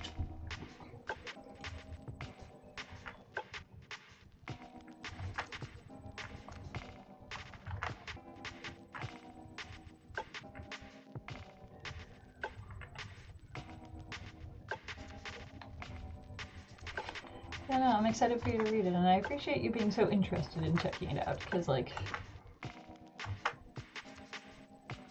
yeah. It is nice to know, though, that other people are interested in what I'm doing. Oh my god, can you hear this? Children very loud. Should I shut the door?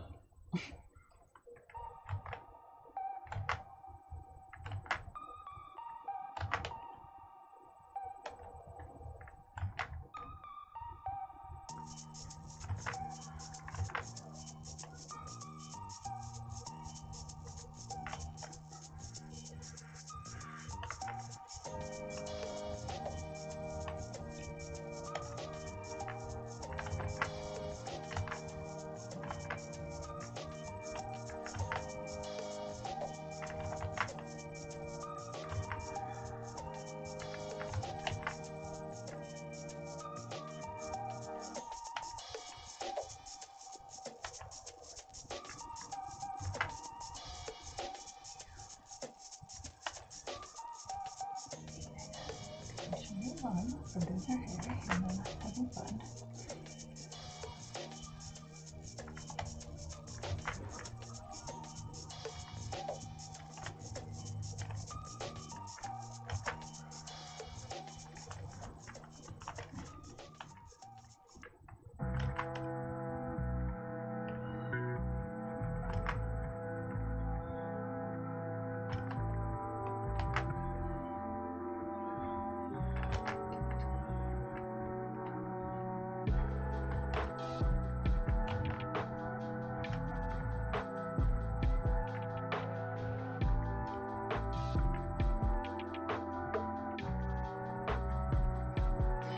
I'm like, I'm gonna stop doing this and then just keep doing it.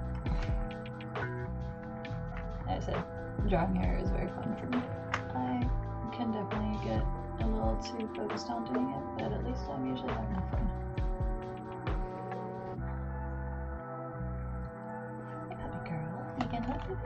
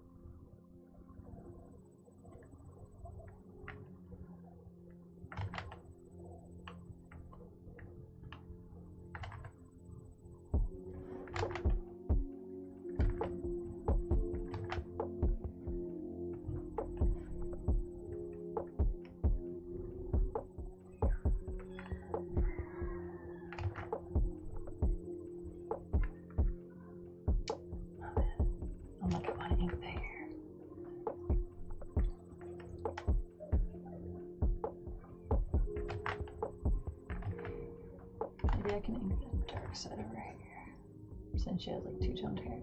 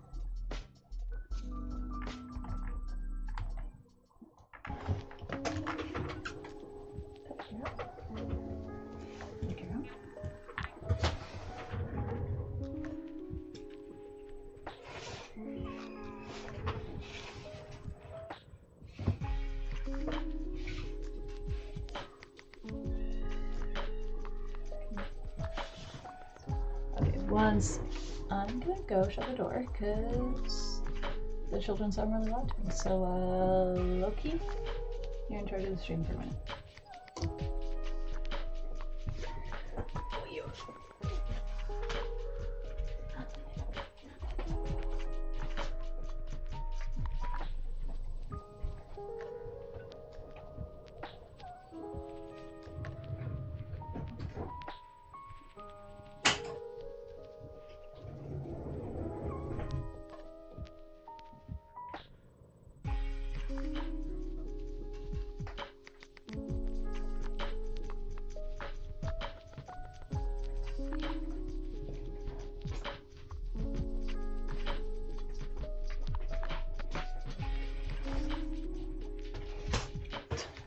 How did Loki do?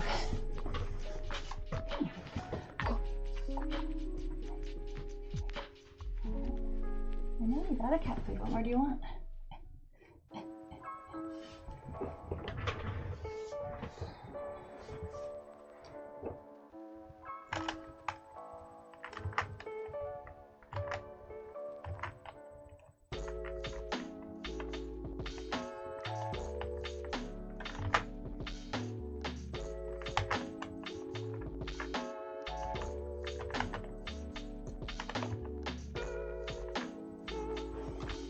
Okay.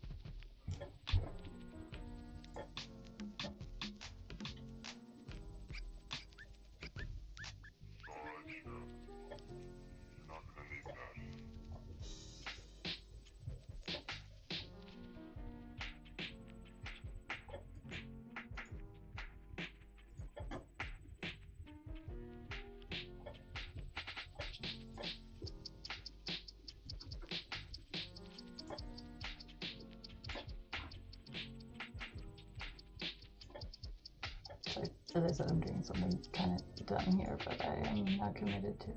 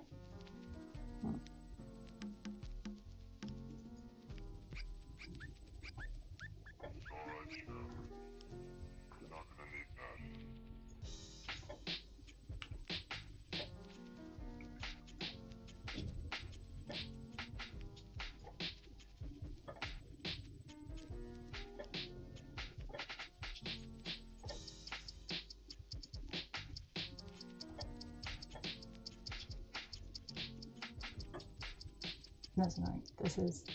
Okay, I was trying to make a poll, but apparently not.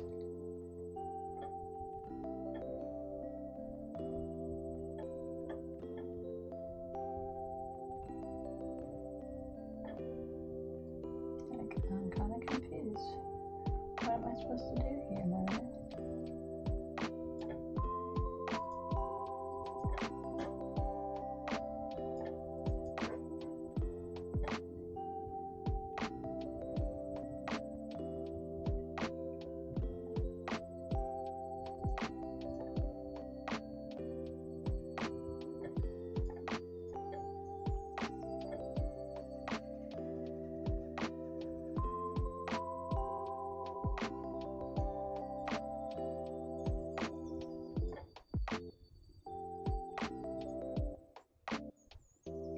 Well, that's annoying.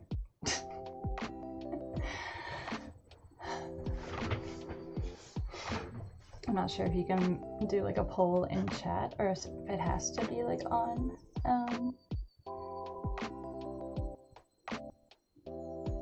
again, I know I'm getting distracted, but now I'm like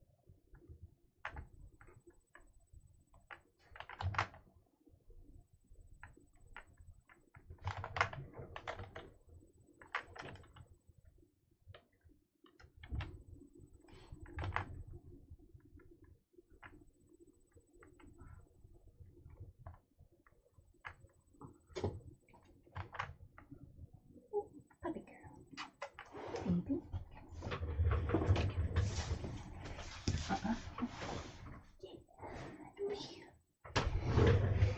puppy girl hath been got.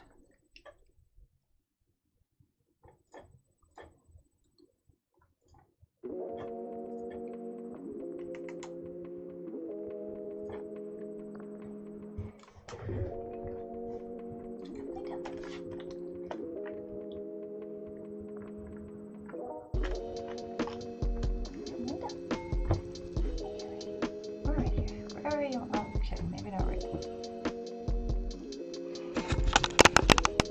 This friend has been very neglected today.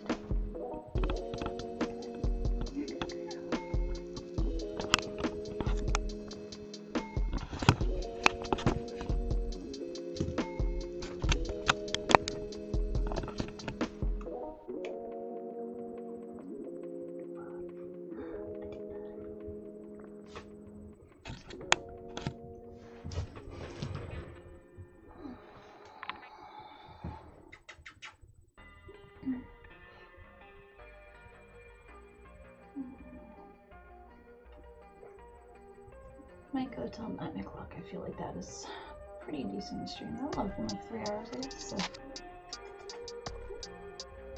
this stream will get a decent amount of ink in there. Not enough puppy time. And the puppy.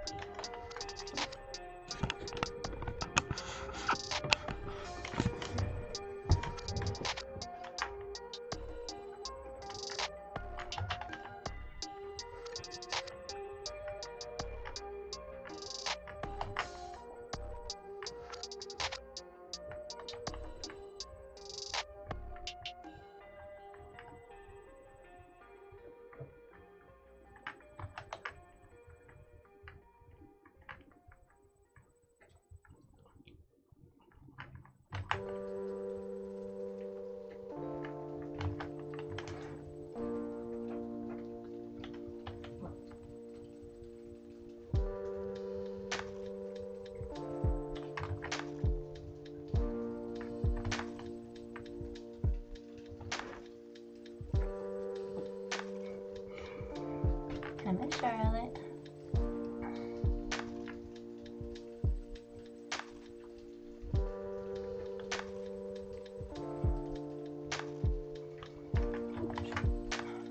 I have pretty good timing. I'm probably going till 9 o'clock, and then I think that is probably a good point to pause.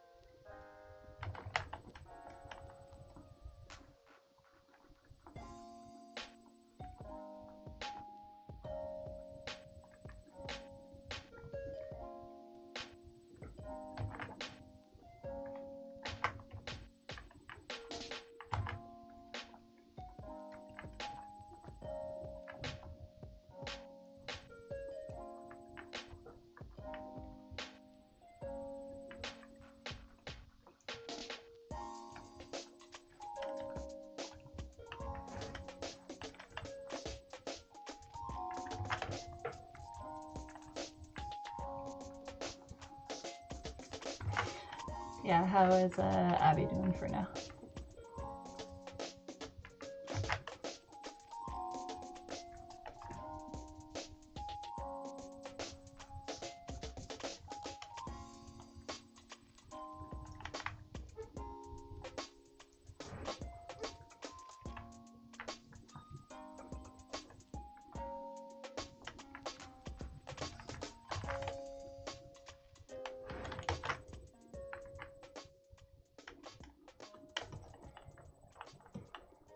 Very busy lady today from the sound of it.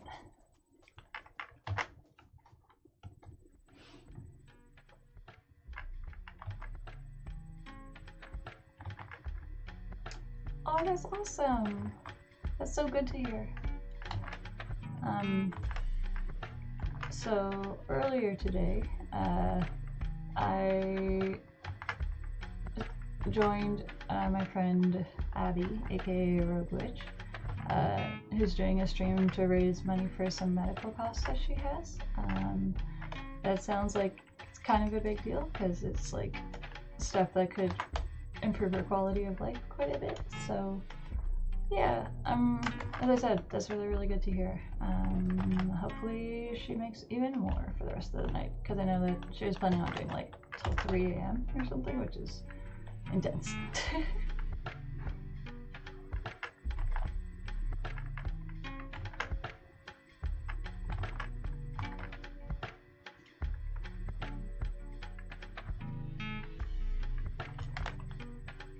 Yeah, that's awesome.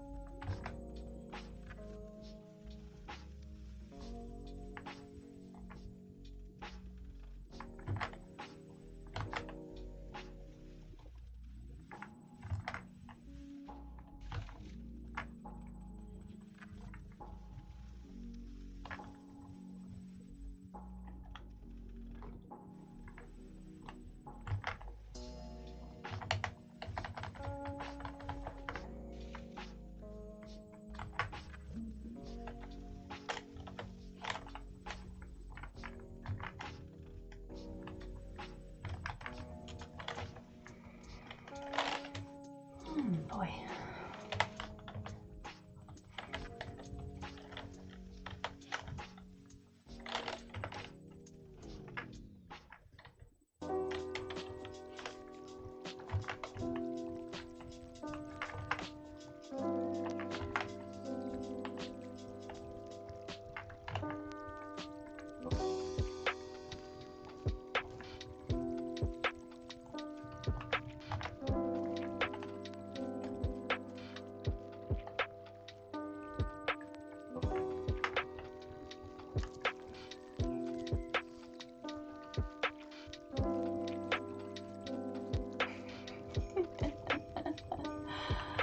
Yes. TQ. That is... you must be psychic.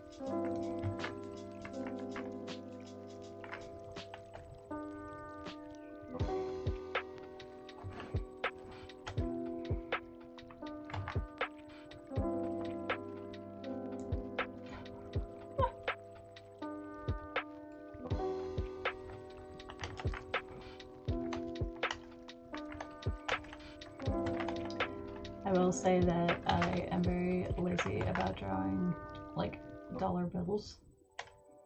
And I'm always like, that sounds like a job for me in the future.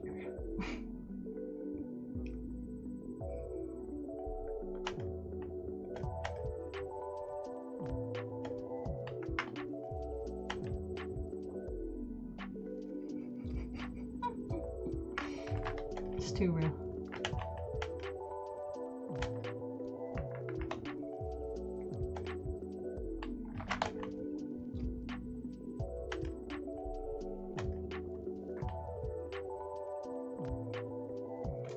Also, thank you for the follow, TQ. I didn't hear the little, clearly I was too focused. But thank you.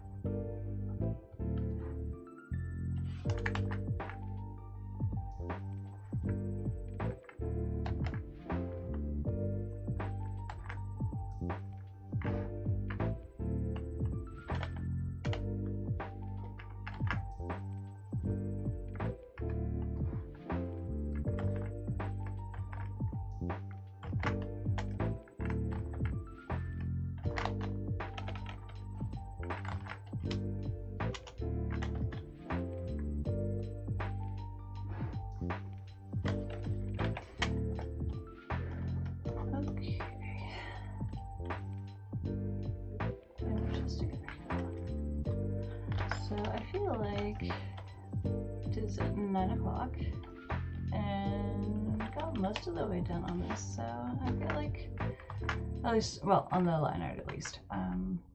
So I think on that note, I am gonna be done for the night, and I might order some pizza, and maybe go watch a movie or something.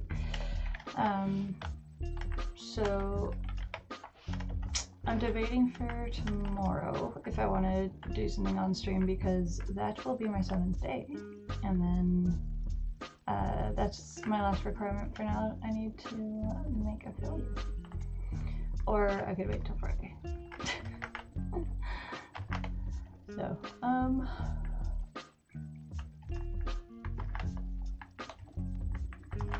indecisive. I kind of want to hit that checkpoint so that I can start playing around with the affiliate stuff.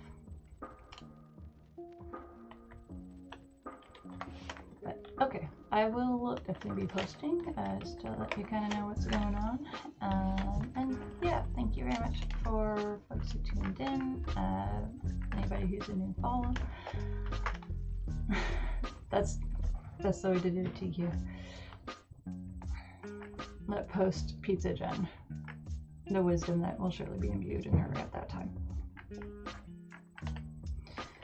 Okay, and I know it's just a few of us here, but I have been told, and this makes sense, that it is good practice to end the stream on like a raid, so I feel like it makes sense for me to maybe drop y'all off over on Abby's channel. You might already be there, but do it anyways. Just pop in and say hi and say, you know, congratulations on reaching your goal and hopefully making even more than that. So yeah, here's our girl.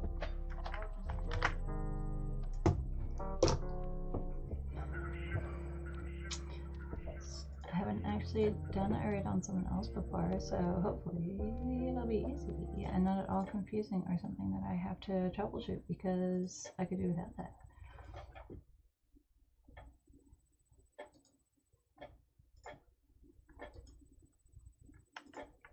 Just so there's sound.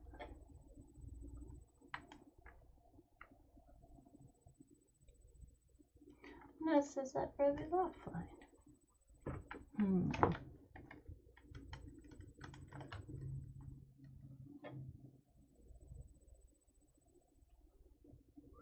Okay. Well then, what I could do is instead drop you off at my friend Amanda, aka Vamp X13. Looks like, oh gosh, looks like her, and it looks like she's talking some comic stuff. So yeah. Let me see how I do this. Oh, indeed.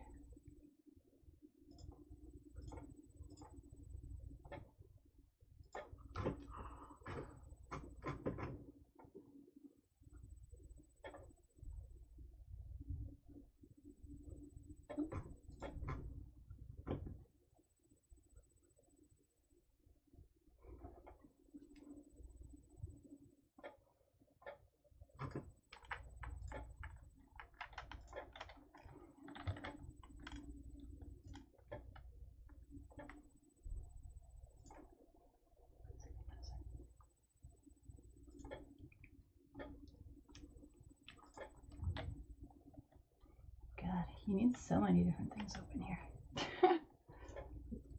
It's all good. How do we do this?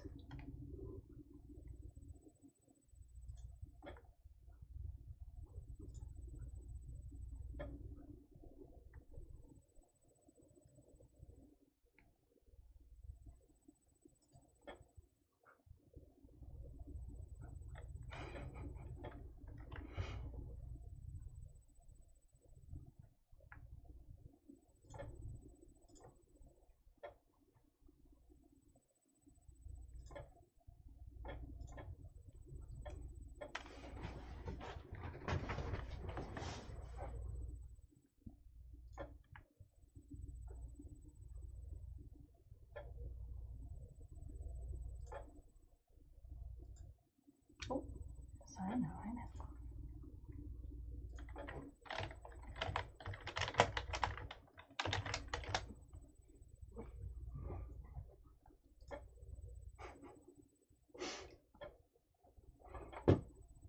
Just gonna do my thing here for a second.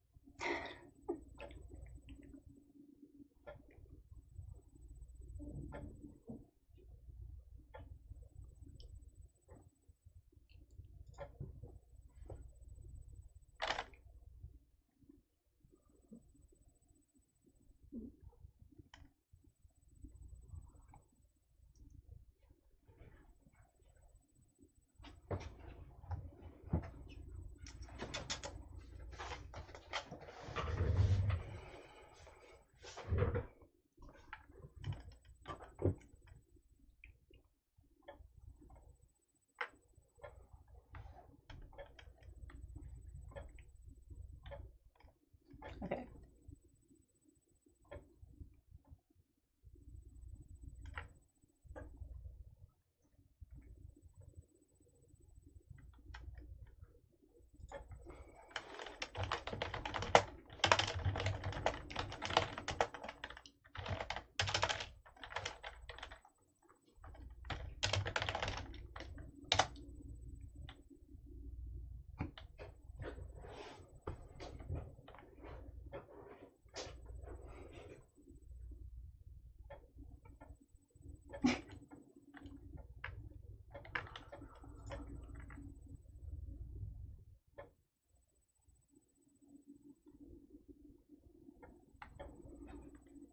Okay. I think that I have sufficiently delivered y'all to Amanda, and I recommend that you check out some of her stuff, because she does a lot of stuff, and she's cool. And Dylan's cool too, I guess. Not as cool as Amanda. But yeah, thanks so much for joining. Thank you for watching me work on my sexy lady, and I will update if I'm doing anything else tomorrow. So, have a good night, and have pizza if you want to have pizza. So, goodbye.